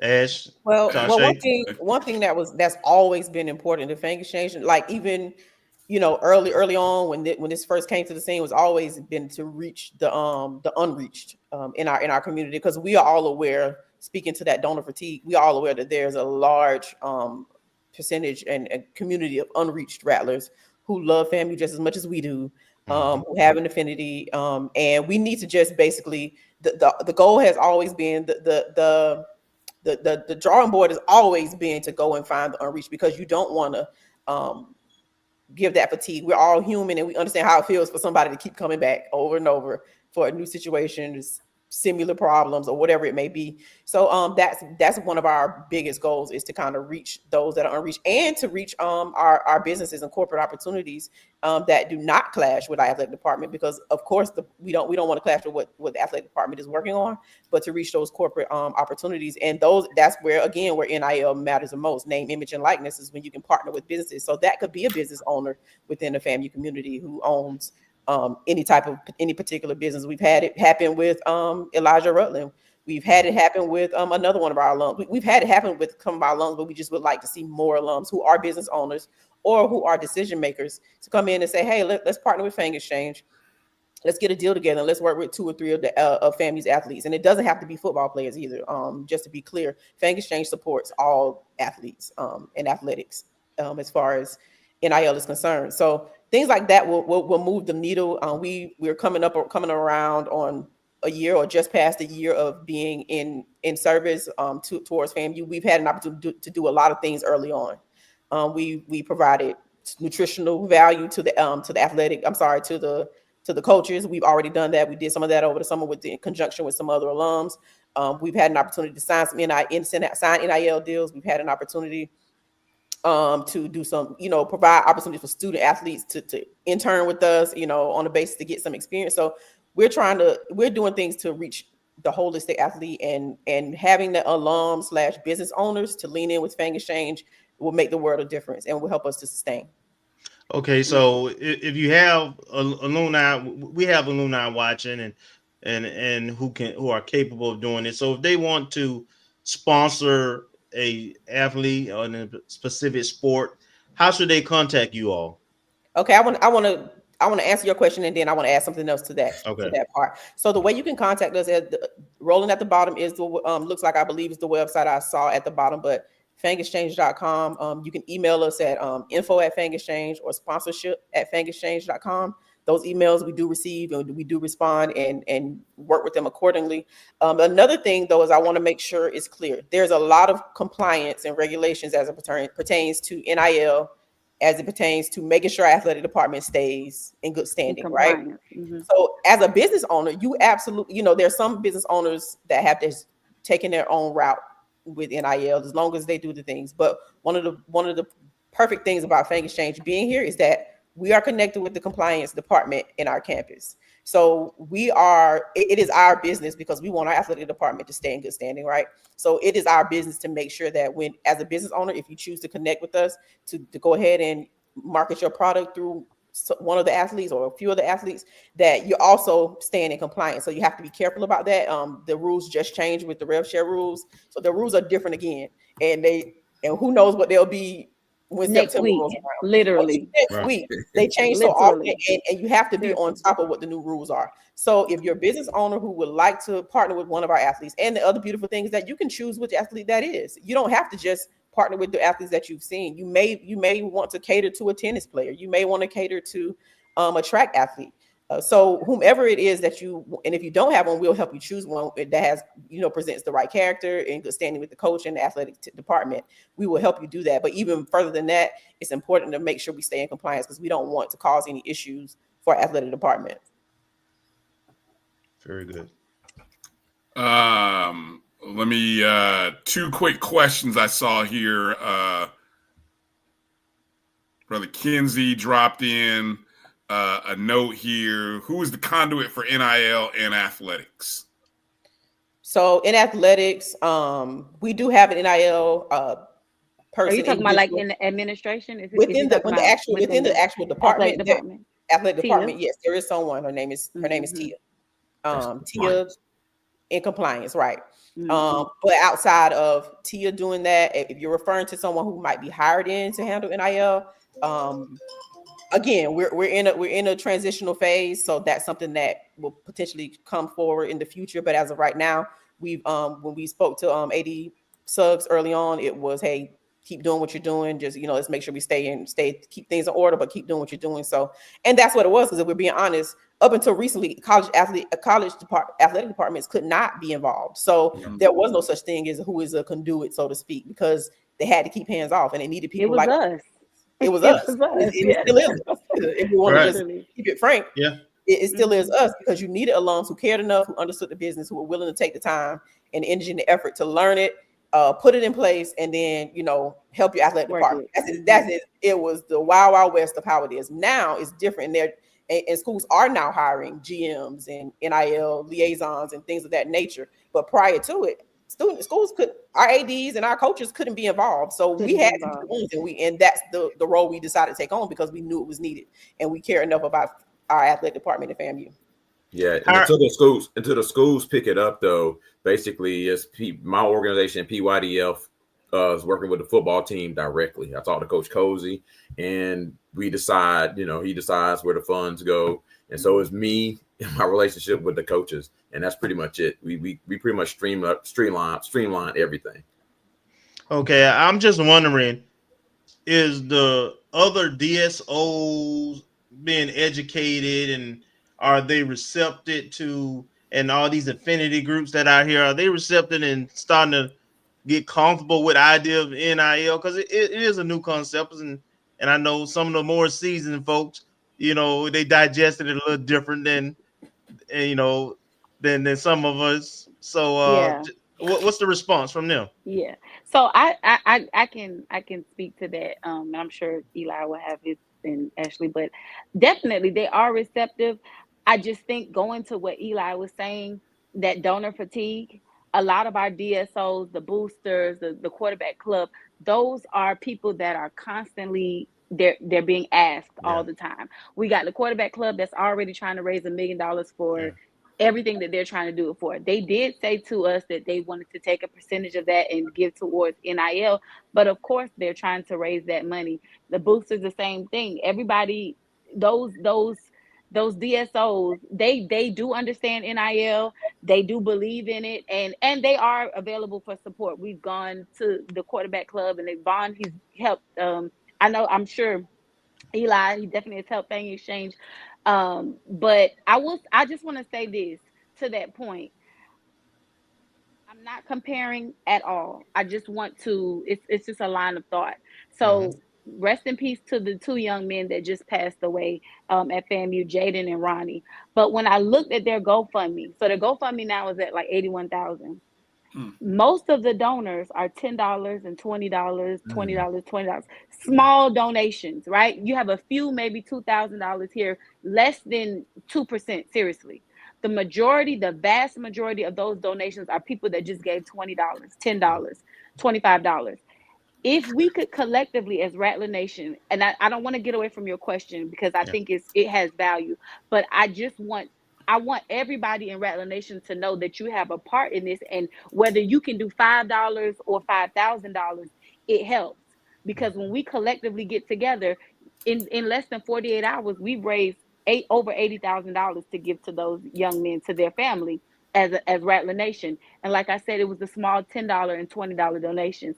And specifically, I know for Fang Exchange, we have our lowest tier is $10 that you can give towards, or is it 15? I'm sorry, it's 10. It's $10. Yeah, our lowest tier is $10 that you can give monthly, right? And for most of us, that's exactly, for most of us, that's your Dunkin' Donuts order, that's your Starbucks order, that's, you know what I mean, that's your coffee in 2 days. You know what I'm saying? So understanding that, while yes, we have contacted the DSOs and they do understand NIL and they do have plans and efforts, you know, they have to kind of work it into their budgets. But if everyone in Rattler Nation understood that they can play a part, right, even in your smallest way, those funds come together and we could get that. How much you say you need, Eli? 180? 50, well, that's an annual. He need an annual 180, but we can get that. We did it in 24 hours. You know what I'm saying? So those little amounts really help. But yes, the DSOs, they are aware, and they do have plans to support NIL. And that's great that you broke it down that way. And the reason I brought the DSOs and affinity groups up, though, is for the mouthpiece part of it. You all out here, you know, working really hard. You're putting your information out there. You know, we're using the different platforms to try to get information out. And we just want to make sure that all the others are doing the same, including athletics, frankly, so that, you know, it reaches, as Ashley indicated, those who haven't heard about it, who haven't given, you know, and we saw with golf and the Canopy fundraiser that just happened. There's another one that just happened. And shout out to Rick. Rick in Polk County and all those and everybody who participated in that. But as you say, and I know with his effort, it was a lot of different groups that came together. Rollins and Polk County, I believe a couple of infinity groups, and then just small donor givers, like a little country boy like myself. But but so I just want to, I agree with you. I just want to see Rattler Nation, we come together collectively, and as you say, it makes a difference when we do it. We, you know, small things add up to big things, you know. Absolutely. Right. And to add on about the DSOs, we, you know, the communication line is there and open, and things are moving as well. But, you know, like you said before, we had to do some education. We had to see some, you know, sometimes you got to see it a little more, make it more in your face and things like that. So, and we understand that. And that's why we were working towards making sure that our community, I mean, another school could be doing amazing, but it means nothing to Rattler Nation if we don't latch on. So we have to meet our individuals, our DSOs and our alums and fans where they are. And that's exactly where me and Tashay are with it. We're meeting you where you are. Do we have a marketing or promotional documentation, electronic stuff that we got brochures? We even went all the way back and we have brochures. The website is always there. Is it on the website? Yes. Okay. Yes. 220 Club said they wanted brochures. They said, well, we don't do all the computer stuff. Do you have a brochure? We made a brochure. We made three-part brochure and brought it back. Old school. That's old school. The 3-part brochure right there. And that's the thing. You got to match those generations. Everybody has a different way of being reached. So you got to reach them how you can. So I want to. I love this conversation, and I don't know if you all want to stick around when we got Gerald or not. So I'm gonna before, you know. So you put a hand up if you want to stick around. We got Gerald coming up in a moment. If not, I understand. But I want to ask one last question. It piggybacks really on what Tashay said and what Kelvin went down the path. We have coming up in Miami Gardens access to maybe 15,000 Rattlers. Yes. Then another 15 the following well, maybe not the next weekend, but the 2 weekends after that, when Albany State comes in. I'm never gonna get that right. I'm never gonna get that right. Albany, you guys are just Albany. going to mess with me. Albany. It's gonna be Albany for me. I'm tired of trying to meet y'all where y'all at. I'm just gonna say Albany, and you're just gonna be mad. But there's going to be places where 10,000 people, and again, you talk about donor fatigue.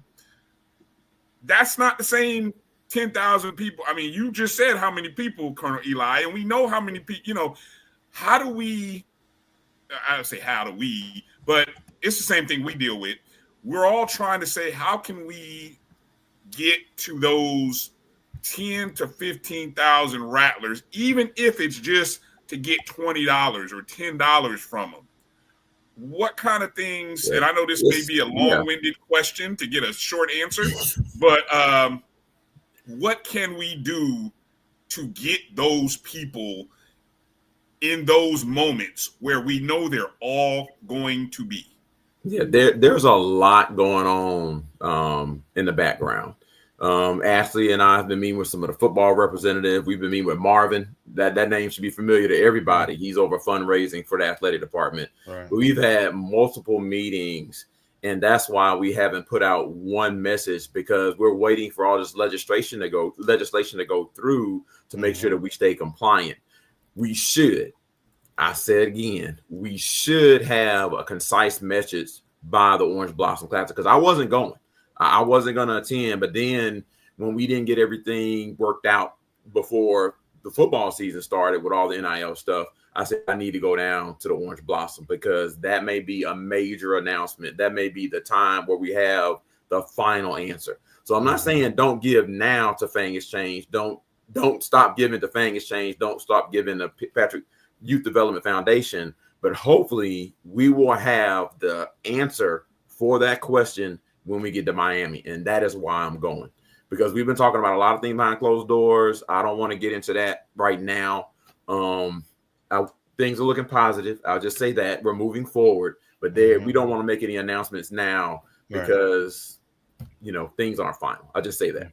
Yeah. Okay. Okay. Let's put a pin for a second. Got to take a break. I know you all gonna stick around, right? You're gonna stick around for Gerald. You're gonna stick around. I know y'all. Okay, y'all football heads. Y'all okay? So good. So on the other side, we're gonna go 6 deep and bring in GT3 on the other side of this break.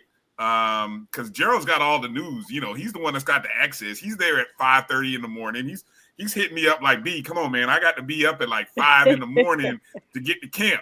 So coming up right after this break, Gerald Thomas giving us some camp news. Tell us what's going on with Rattler football, practicing out on the grass and all the good stuff.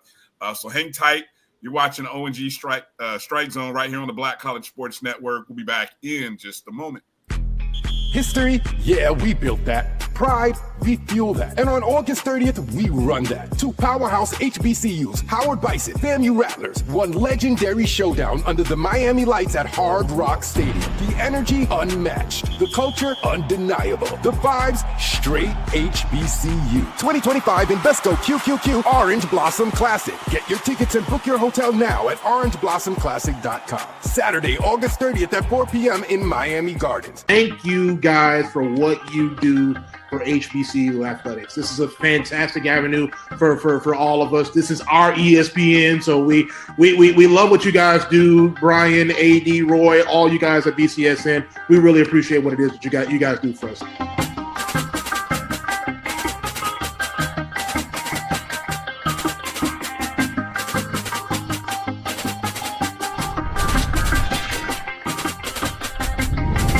Football fans, HBCU football is back in the ATL with the Cricket MEAC SWAC Challenge Kickoff. Representing the MEAC, North Carolina Central, and representing the SWAC, Southern, Eagles, Jaguars, the Marching Sound Machine, the Human Jukebox. The kickoff trophy is up for grabs, and bragging rights are on the line. The rivalry is real. Bring the family and join us pre-game for the fun-filled Coca-Cola fan experience, including band jamborees, food, activations, and fellowship. For tickets and information, visit MEACSWACTalents.com.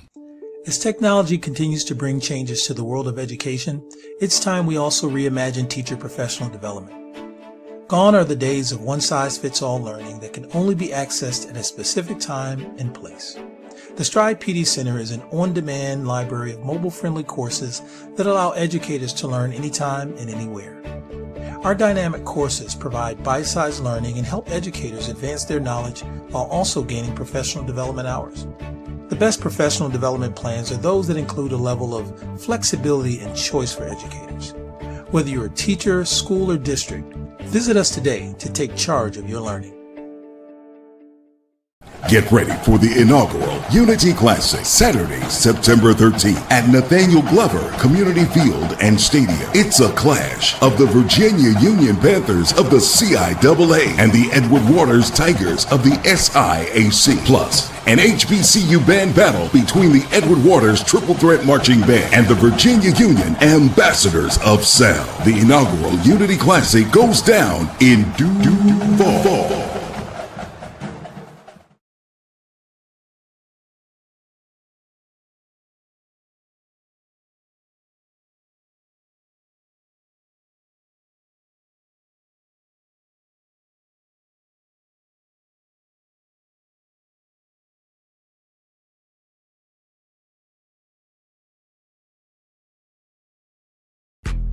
History? Yeah, we built that. Pride? We fuel that. And on August 30th, we run that. Two powerhouse HBCUs, Howard Bison, FAMU Rattlers, one legendary showdown under the Miami lights at Hard Rock Stadium. The energy unmatched. The culture undeniable. The vibes straight HBCU. 2025 Invesco QQQ Orange Blossom Classic. Get your tickets and book your hotel now at orangeblossomclassic.com. Saturday, August 30th at 4 p.m. in Miami Gardens.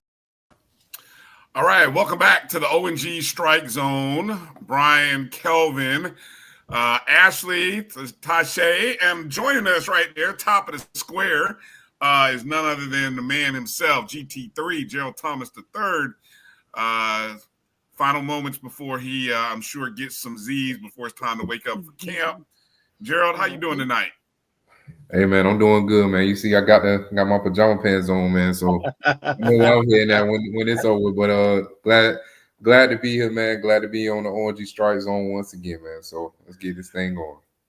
Okay, so you are there. What's the wake up time and wake up call? Are you there when the guys are coming out of the locker room? Are you meeting them there as they're pulling up? How early are you there at the field on campus? Yeah, well, luckily right now they're not practicing at 6 a.m. because school's not in, so I don't have to get up as early. The sun be out by the time I wake up. So it's no early mornings right now. That'll start once school starts and once they start getting ready for the first game. Okay, see, I didn't even know that. Okay, there you go. Well, enjoy that little bit of rest that you got while you got it. All right.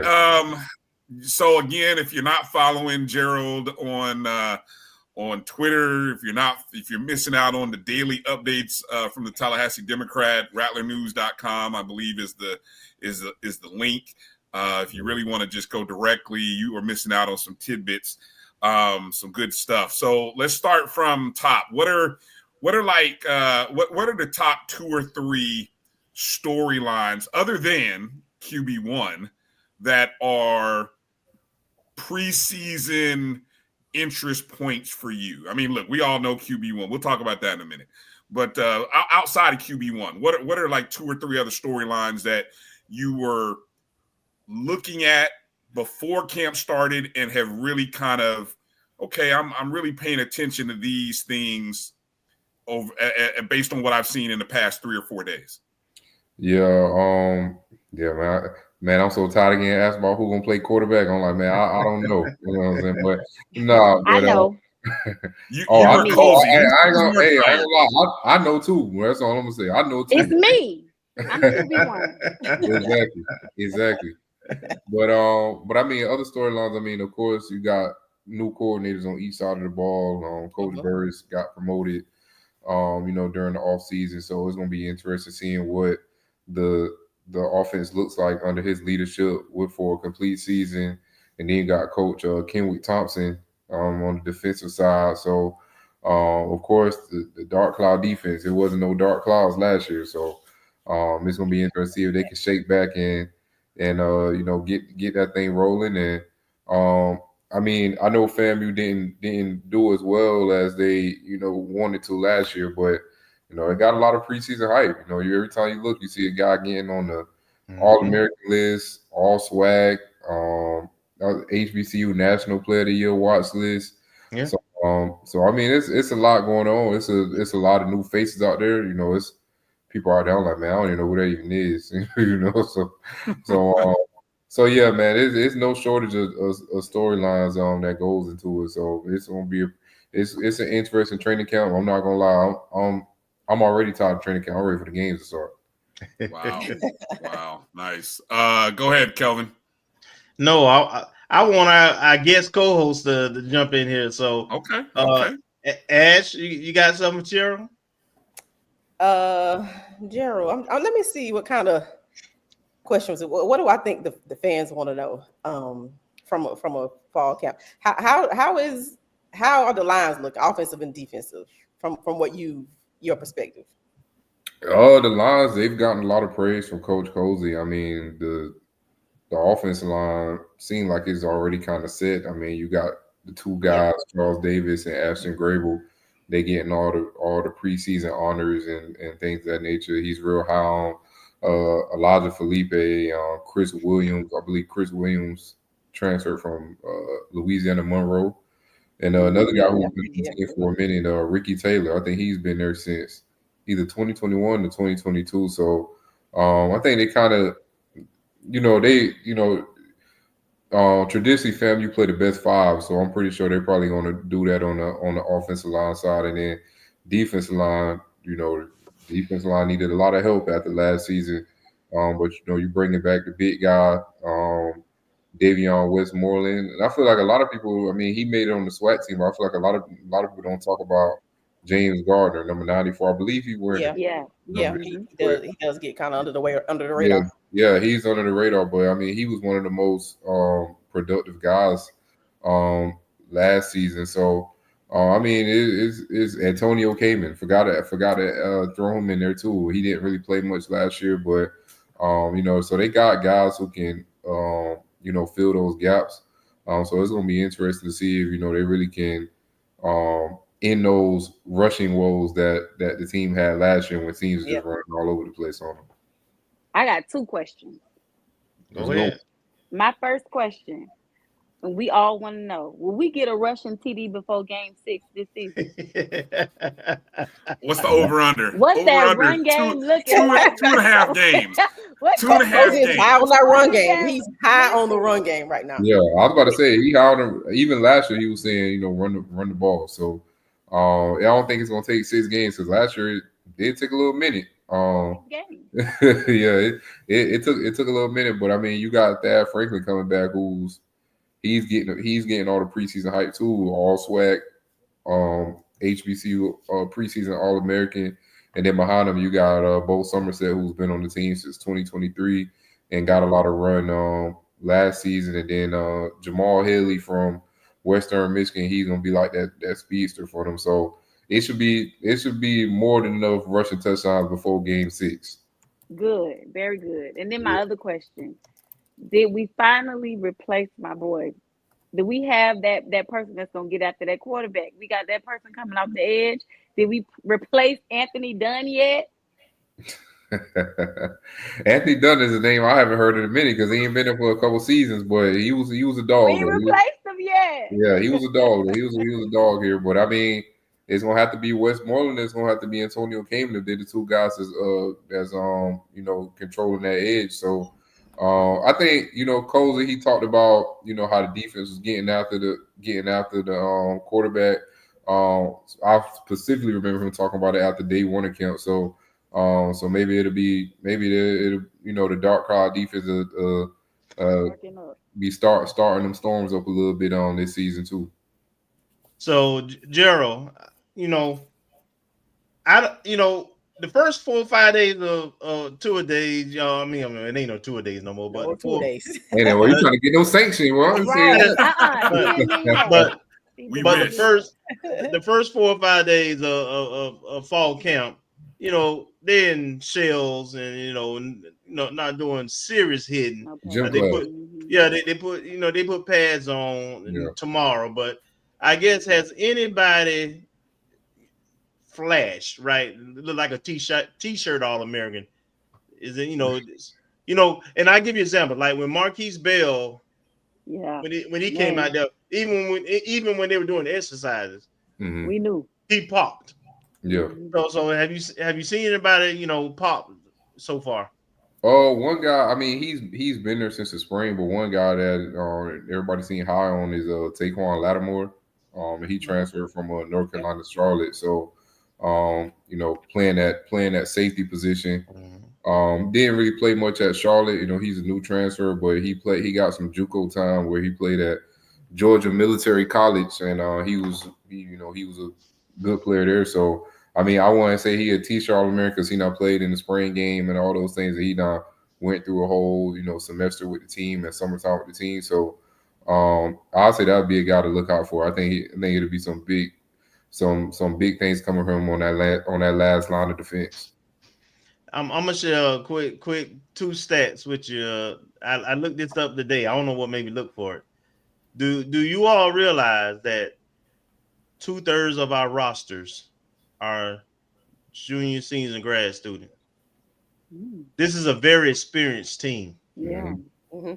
And along the offensive line, you talked about some of the guys who be stepping up in more prominent roles, but who've been here a long time. Out of our linemen, I think only 3 are underclassmen. Everybody's a grad student. So this team is very experienced and played a lot of ball. Some of those guys was on the championship team. So in the trenches, both offense and defense, a lot of defensive line return, outside of my man who went to Auburn, most of those guys are back. So, and we added on some guys as well as guys who sat out. So I think what would distinguish this team from last year's team is the depth and the experience of both lines. If they are difference makers, then that bodes well, because I think our schedule sets up really, really well this year too, with almost all the marquee games in Bragg. Yeah.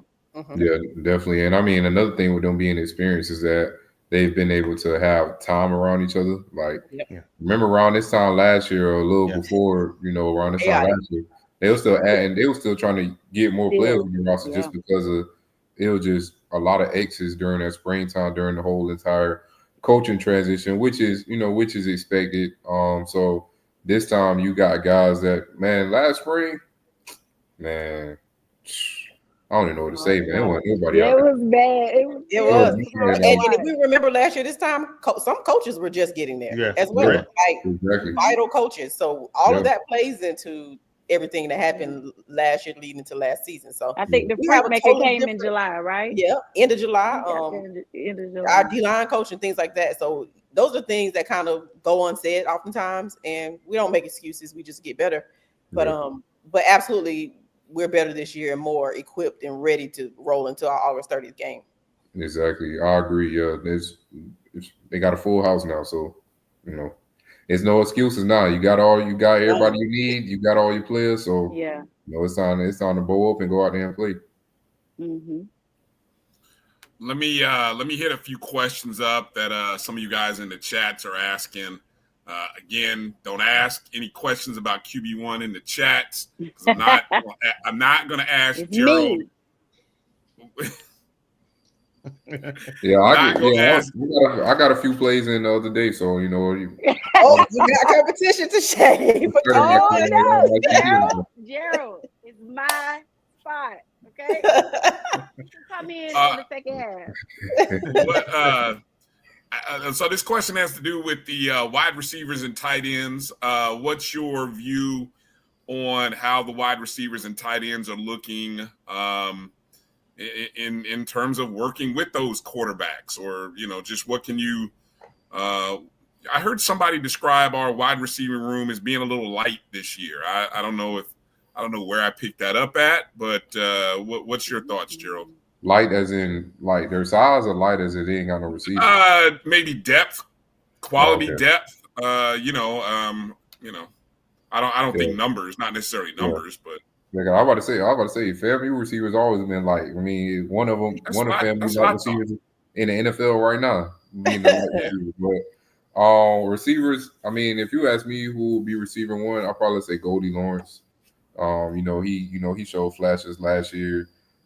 He's in a different jersey number this year. He's wearing number 2 now. So, y'all gonna have to get used to these players with these different jersey numbers. I'm gonna go in and tell y'all right now. I see a lot of them change jersey numbers. Yeah, Thad Franklin wearing a different jersey number. Bo Somerset wearing a different jersey number. Westmoreland wearing a different jersey number. So y'all just gonna have to get used to them, because I'm still getting used to them myself. So somebody might have made a play out there, and I'm like, I don't know who that even is, and it could be somebody else last year. But yeah, I think Goldie Lawrence. Just from looking at the roster, I think Goldie Lawrence would be receiver 1. Of course, what about Ace?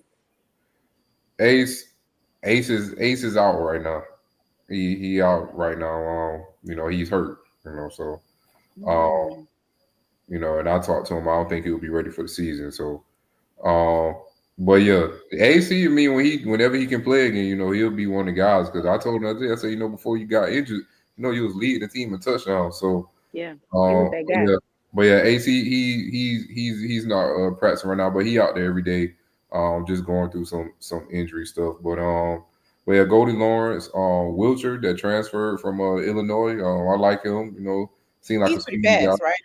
Yeah, you said what?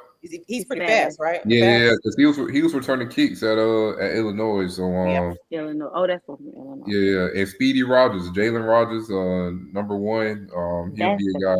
Yeah, he was playing. He played the MEAC SWAC Challenger, and then he was out for the rest of the season, but he's back now. So I think they got some wide receiver depth. I mean, I don't really think they got anybody that's tall or anything like that. But I mean, that's family receivers. They want them. They want those guys who don't have to be the biggest, but they can dust a defensive back. And then tight end wise, of course, lost Kobe Gross to the portal. A guy that Cozy talked about that played well. More specifically, after the first practice was I might pronounce his name wrong. Gashawn Myrtle. He from Tulane. Yeah. Cozy said he saw some good things from them. So they'll have they'll have guys to pass the ball to. It's just a matter of how often they're gonna be passing the ball. See, if FAMU or we can ever figure out how to get these guys jerseys printed, and so that they can earn NIL off their jerseys, I bet you they'll stop changing numbers, because you start losing people. Like if I was a young kid and I wanted to get a Thad Franklin 23, 23 is a dope number. It's a throwback now. But it's like that. Why would you change? What number did he go to from 23? See, that just right there tells me. He went 0 now. Oh. Agent 0. See, and Terrell Jennings was 23. You just associate that with I'm not gonna lie. There's a tradition of 23 was about to become a thing with FAMU running backs, and now who's wearing? No disrespect to who's wearing 23 now. I don't know. Yeah, I don't know who's wearing 23 right now. See, come on, man. You gotta wait till the roster get updated with the numbers. Oh, Lord. Okay. Let me see what else we got.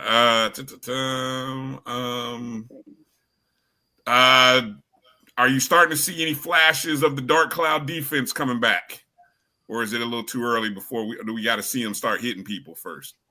You got to see them start hitting people first, but like I said, I've heard good things about them. I've seen good things. They've been able to get, they've been able to rush the offense a little bit. So, but I mean, I think they was rushing offense a little bit last year at training camp, and then once we got to the games, it wasn't, that wasn't happening. So, so I don't want to get nobody hopes up. I think just with this kind of new defensive coordinator and everything, maybe the dark cloud defense could be back, because that just was not characteristic of a FAMU standard of defense, especially since the time I've been here. I got hurt in the 22 season and saw the 23 team. So, I always was used to FAMU being, on top of the defensive standing. So, I mean, those guys, they got a lot to prove. They want to be able to, have that name again, because last year it wasn't a dark cloud defense. It was a sunny side up defense last year. Partly cloudy defense. Partly cloudy. That's what Now I don't even think it was no clouds out there. It wasn't even no clouds, man. It was straight sunlight. Oh God. Tim Young asked about the young man of safety, linebacker Powell. Is he back from injury? Andre Powell? Yeah, I seen him out there. Yeah, I seen him out there. Okay. Let me see. Let's see. While I scan through any other questions. Ron Jab's asking, can we retire the rack? I'm asking, can we retire the rack boys? But he wants to know, can we call the receiving core rack boys? I want to retire that name. You got to talk to Jaquay Nunley and all them about that, man, and all that. Well, the way you were able to be are a they rack good boy, enough? Yeah, you got to be a rack boy. Yeah, are you good enough? Right? You got to talk to the enough? receivers that came before. I can't go out there and call them the rack boy just because I want to call them it. So they got to go out there and perform. You got to show that you're a rack boy if you want to be in the rack boy fraternity. Mm-hmm. Hey, Gerald, one question. He said no. One question I have, Gerald, is so with the new coaches out there, the new coordinators, even special teams, what differences have you seen, or are there any major differences in how we practice? I think the practices are pretty kind of, I mean, from my eye, you know, I'm not a coach or a player or anything, but I mean, they look pretty the same. I mean, those coaches are still, the offensive line still practicing in the same area that they were practicing in. The defensive line still practicing the same area they practicing in. So just from the naked eye, it's not really any differences. You know, but I mean, those new coaches, you know, they're very hands-on. Coach Cedric Williams, the offensive line coach, he's very, you know, hands-on. So, and Coach Thompson, the defensive coordinator, he's very hands-on, you know, as the coaches should be. So I think it's pretty much the same. You know, they still do all these special team stuff and all of those. So, yeah. So I mean, of course it's gonna be nuances with new coaches, but I mean, nothing significant that I could you know, pick up from. Okay. Let's see. Hollow asked, do you feel like we have replaced Bowler? You can't replace Bowler. Okay. You can't replace him. He's been too much of an integral piece in that defense. So I mean, it's going to take a bunch of guys to replace Bowler. I mean, you got TJ Huggins coming back.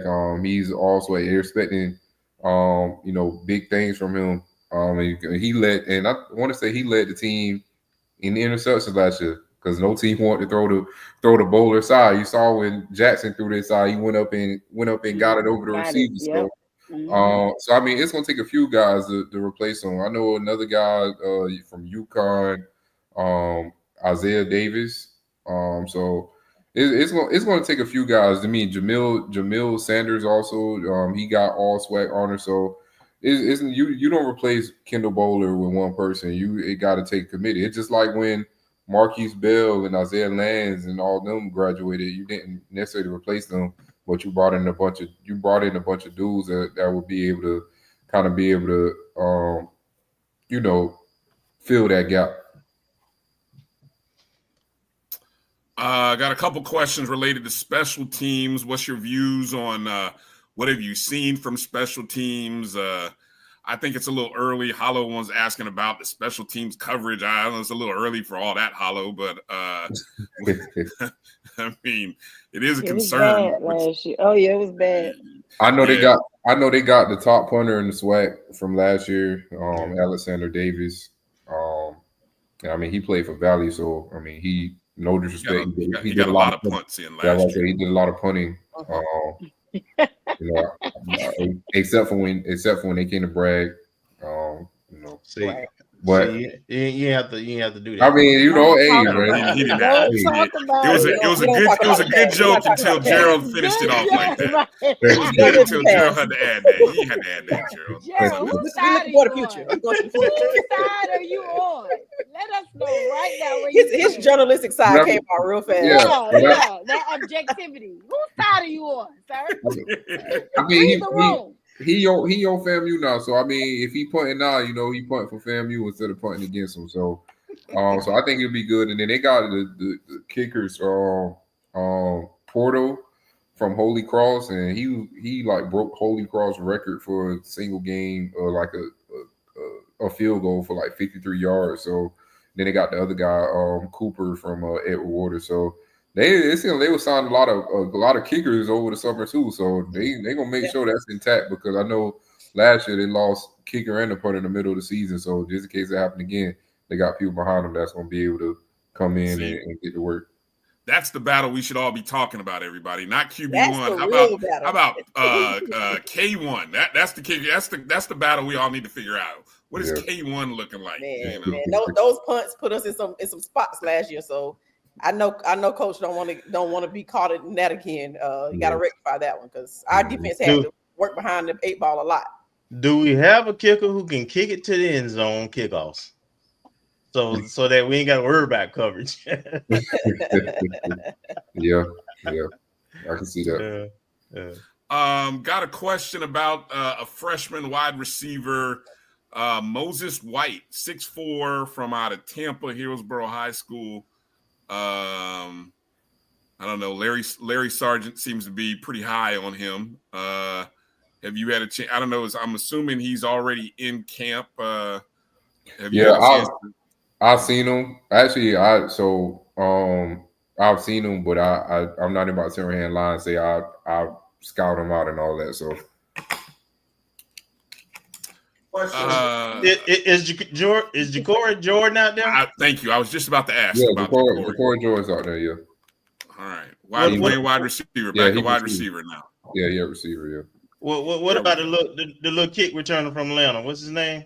Lockhart. Man, I was just looking for Lockhart. He's not the biggest guy, so I mean I could miss him. No man. Thank you. Move on. I ain't seen him. Wait a minute, what happened? What? I missed something. No, go ahead. Go ahead. Next question. Move on. Ah, look, see, y'all like move on. We'll talk offline. I haven't seen him, man. That's all I'm gonna say. I haven't seen him. Move on. It's a lot of. Have you lineman? He's a true freshman lineman. I think he's on the defense or offensive line, but he's a true freshman. But he's already like college size. The guy from Orlando. Yes. Dr. Phillips. I can see him because he's always posted on Twitter. He's always posting about how he's so ready to be. I know he's had to come in here and think of his name. David Gardner. David Gardner, 6'6", 285 from Dr. Phillips. Yeah, I wouldn't say I've seen him. I mean, he could get in. Like Cozy said, they got like 10 linemen that they can play. So, he could be in that 10. So, and they play the best 5. So if you can play multiple positions, then you got a shot to play to give them linemen some break. Yeah. He came in with the size. He didn't need to get in. I seen pictures of him. So yeah. I feel like he shouldn't be able to miss him out there. What's the schedule for? Okay, so pads is tomorrow. Yeah. Is there an upcoming scrimmage this weekend? Because I've seen some other schools start to do some scrimmaging. What's the plans for how many scrimmages before, whether it be before school starts or first game? Yeah, so they've got the shoulder pads on, then they got full pads on tomorrow. Then they scrimmage this Saturday. I don't really know all the details. I know it's a closed scrimmage, so if don't go on my author page refreshing it, because nothing ever gonna update, because I won't be at the scrimmage. So but yeah, there is a scrimmage this weekend, and then there's another one in a couple weeks too. So can you give your media credential to Kelvin? Kelvin will gladly be Gerald Thomas on Saturday. He might have to wear a different hat, a different shirt. No, it depends what time it is, because school finna start. I got a 10-year-old, so you got back to school shopping to do.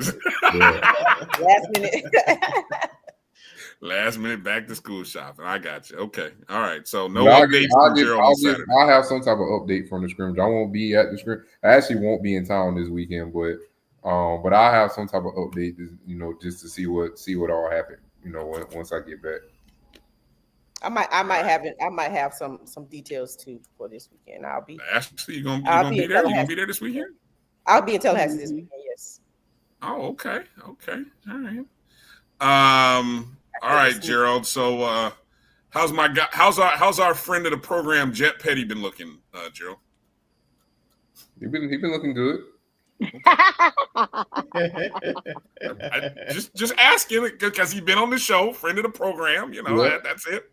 I just leave it at that. Yeah, he been getting some run. I mean, Cozy said, he's trying to be fair to everybody and give everybody a shot. To win the job. So I mean, there's been a handful of quarterbacks that have been out there. I feel like I know who's the best quarterback out there. Are you charting? Let me ask this because as I've been paying attention to camps with other, and I'm going to equate this to what I've seen or heard in the NFL, but there are people who are charting like snaps with per unit or just snaps. Are you keeping track of stuff like that? And I don't know if it's even easy to tell first and second unit, but are you able to track that? Have you been tracking that? Man, if they see me out there tracking snaps, man, it's gonna be a black man. I'm about to say now, Bryan. I just have to ask. It's. I would say it is a quarterback out there getting more snaps with the ones than others. Okay. All right. Me. You know what? Stop it. When you start you get people throwing off. All right. All right, you guys, any other last questions for Gerald? Anything that we haven't asked? Appreciate all you guys in the chat room, obviously asking questions other than QB1 because we know Cole's not talking about it.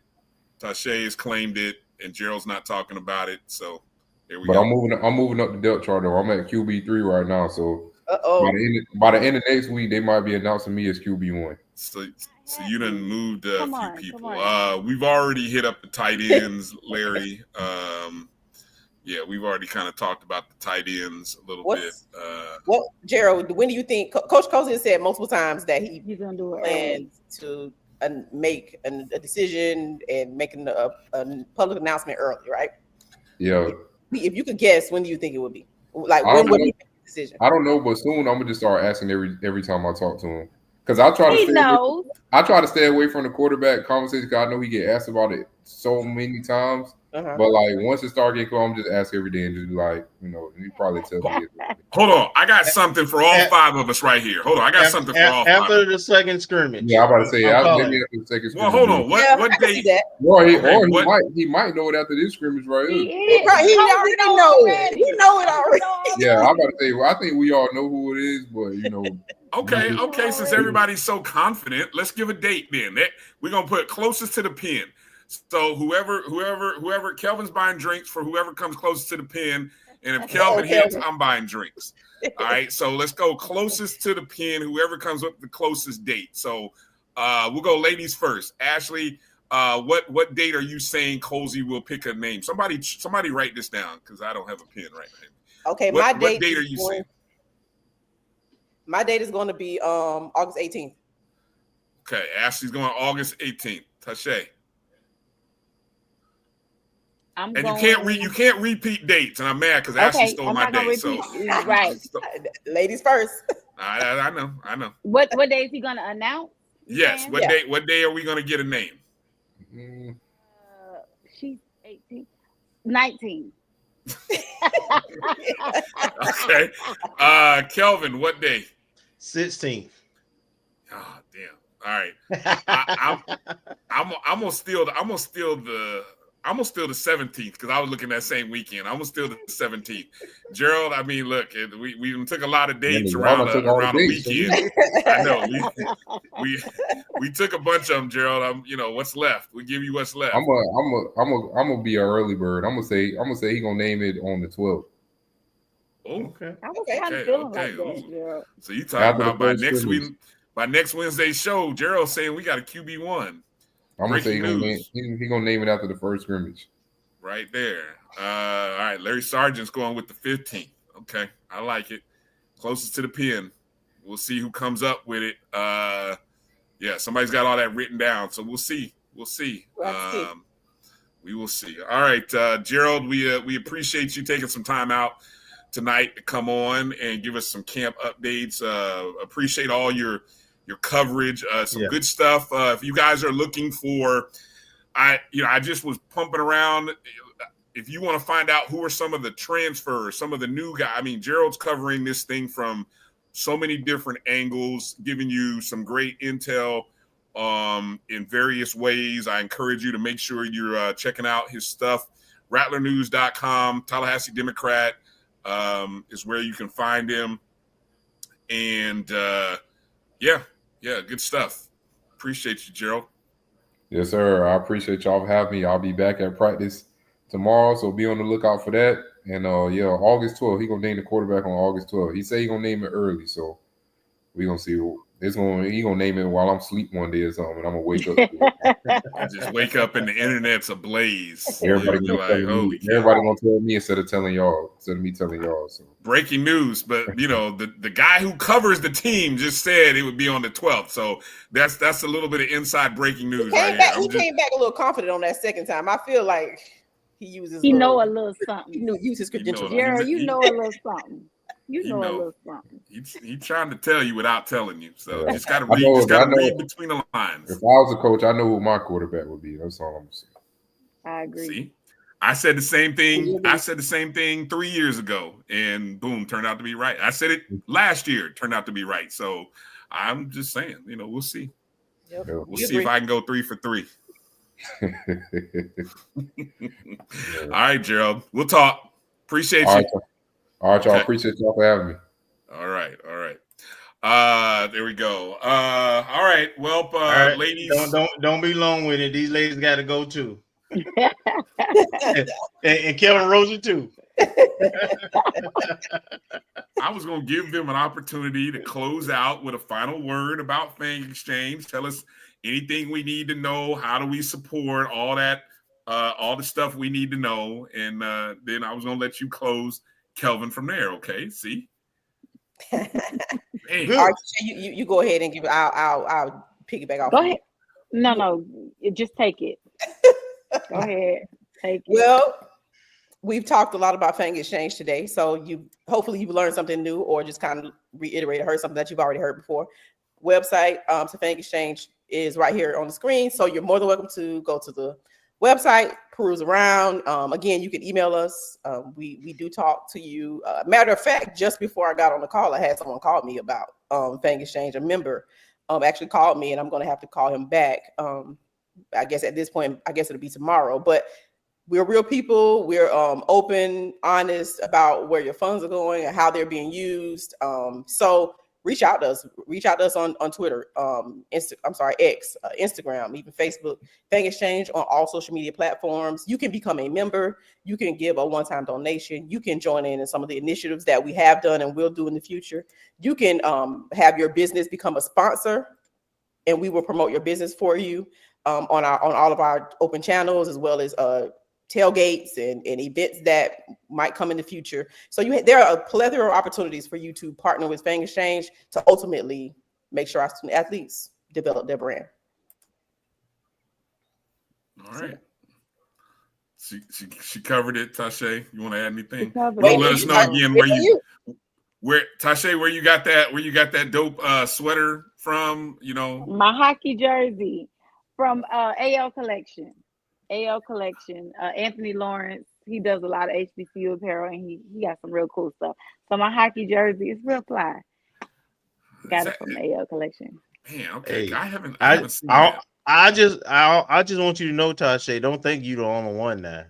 Oh, you got one too. Oh yeah. I haven't worn it yet. Done had it a year, still haven't worn it yet. She beat you to it. You can't wear it on the show because she debuted it. She got you beat on this one, Kelvin. You can't wear it on the show now. Yeah, she do. I can see. All right. Kelvin, any final words as we close out? No. Well, the only thing I want to say is we have guests like Tasha and Ash and Colonel, and last week we had Will from the Boosters, and we'll have Fangs Up Keith next week with the track coach. We're trying to make sure we get the word out and educate Rattler Nation, HBCUs at large, about, the changed landscape of athletics and the importance of us supporting and giving. And so we hope that when people see and hear that there's support, it lead to action, because we need action. We need dollars. Yes. And as Ash say, we all have a role to play in that. We good at saying, somebody need to do this, somebody need to do that. Well, I'm saying you need to do it. Here's a mechanism. You can give $10, $15, $20 one time or multiple times, however you want to do it. But you have a role and you have an opportunity. So please, please, please, we appreciate those who do support, and we're begging and asking those who haven't yet to consider to do so.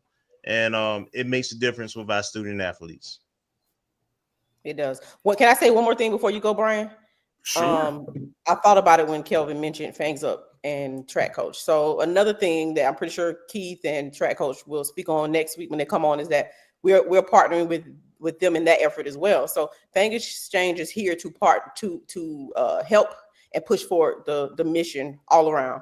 So I just want to make sure you all knew that. And I know they'll speak on it because we've already spoke on it, that we're helping. So again, it's not just football. It's not just basketball. Those that are revenue generating, but we want to make sure that we support as many of our student athletes as we can across all sports.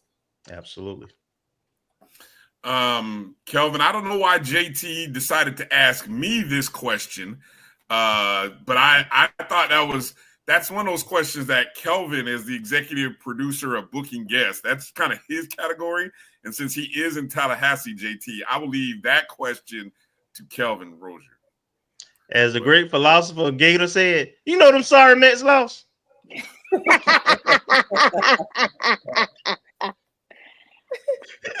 And that's all we got to say about that. Yeah.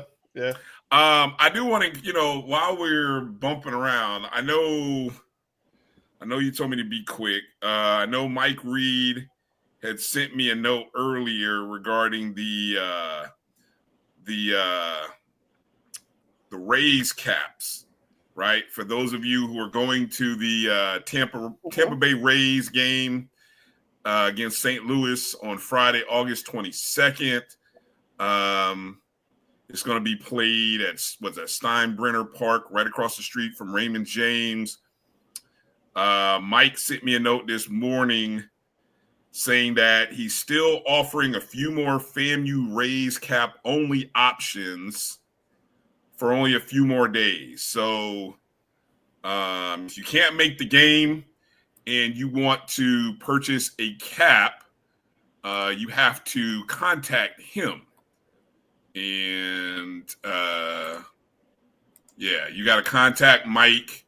And there it is right there. If you want to contact Mike, you can hit him up right there, 813-240-3116, or hit him up on the website, justlookingout.com. Make sure you let him know StrikeZone is the code. You heard about it right here. So that's a course. Or you may be one of those people that wants to take advantage of the all-you-can-eat options for that game as well. That's for those of you who are interested in that. The other thing, I want to encourage everybody to go download SWAC TV. Ladies, have you downloaded SWAC TV yet on your Roku, Fire TV, Apple TV, Google Play, Android TV? What's your I've impression? watched some stuff on there. What's your impression so far? I watched. It's pretty standard, for an app, and for what's on there. I think that it'll progressively improve as far as obviously more games. I see that there are already skins up or images for upcoming games that'll be shown on there for the next season. I think I looked at SWAC Media Day is on there as well. So I think it's pretty cool. I think it's really good for us to have our own, and so I think that for that reason, I mean, I like what we see, and I do hope to see it even improve. Apps always have updates, and we all have apps on our phones. There's always a download or update. So I do think that it'll just get better than what it is right now. Yeah, I'm excited to be able to go back and watch those games. Yeah, I'm excited. That's the biggest thing that I am waiting for. I think that every Celebration Bowl should be on there, because I always go and watch the highlights of when we went to Celebration Bowl all the time. So I'm excited to see, some of those other games. So I'm anticipating. I really hope that the production is on point, because they got a private company that they contracting that out to, and they're supposed to be what they say 4K, I think, with the latest technology. So so if the quality of the production is good, man, it's going to be huge. It's going to be big. So yep. I think there will be more. I think sometime next week we might have some updates regarding SWAC TV from a university level next week. Just kind of some information I learned. So maybe by next Wednesday, we might know some more regarding how SWAC TV is going to play out in the lives of FAMU and other schools. So just we'll kind of keep you posted on that. But it is important that this is, as a member of the SWAC, we must support. So we have to go download it. And these downloads count. The same pitch that I think I give for our show, the same pitch Ashley and Tashay, you guys give on your show, the downloads matter because it lets the algorithm know that people care. So we got to go support SWAC TV. We got to support Fang Exchange. And, of course, support our show. Go download the BCSN Pod Zone everywhere that you listen to podcasts, Spotify, Amazon Music, iHeartRadio, Apple, and Google Podcasts. All of the shows on the Black College Sports Network you can find right there on BCSN Pod Zone. Download, rate, review, subscribe. Thank you. And, of course, make sure you're following us on all social media, et cetera, et cetera. All right. I forgot to mention our show as well. You're calling out the show. Yeah. We have a weekly show as well on YouTube under the Fang Exchange page. Make sure you subscribe as well to that. Come watch us. We always have updates, guests. We have a good time on Thursday evenings. So come check us out. Do. Sometimes we do midday shows, but mainly on Thursday evening. So right after Fangs Up podcast, come on over to Fang Exchange to check us out on Thursdays at 9 p.m. on YouTube. We're happy to have you joining with us in the chat. There you go. Y'all need to find out where they sitting at on game day too, because their commentation is awesome. You saw us at the Jackson game. Where were y'all at the Jackson game? Talking crap. It's a treat. It is a treat. That's all I'm gonna say. They were nervous for about until the last 3 minutes, but yeah, we gave it everything we had. We sure did. We were coaching up in there. All right. Ladies, thank you for coming on. Thank you for being a part of tonight's show. You guys, again, thank you to Isis Williams for joining us. Thank you, Colonel Eli, for joining us, and Gerald Thomas III. It's been a loaded show, a fun show. Hopefully Marcus Green will be back with us next week. So keep him. He is well. Reach him, hit him up. Decatur_G is where you can find him on Twitter. Let him know you missed him. And we will look to have some guest co-hosts more frequently throughout the season, including the two on camera. All right. For Tashay, Ashley, and Kelvin, I'm Bryan. Thanks for watching tonight. Fangs up, Rattlers. Be well. Have a great week. And we will talk to you soon. Rattlers, make sure you strike, and strike again. Peace out. Yeah.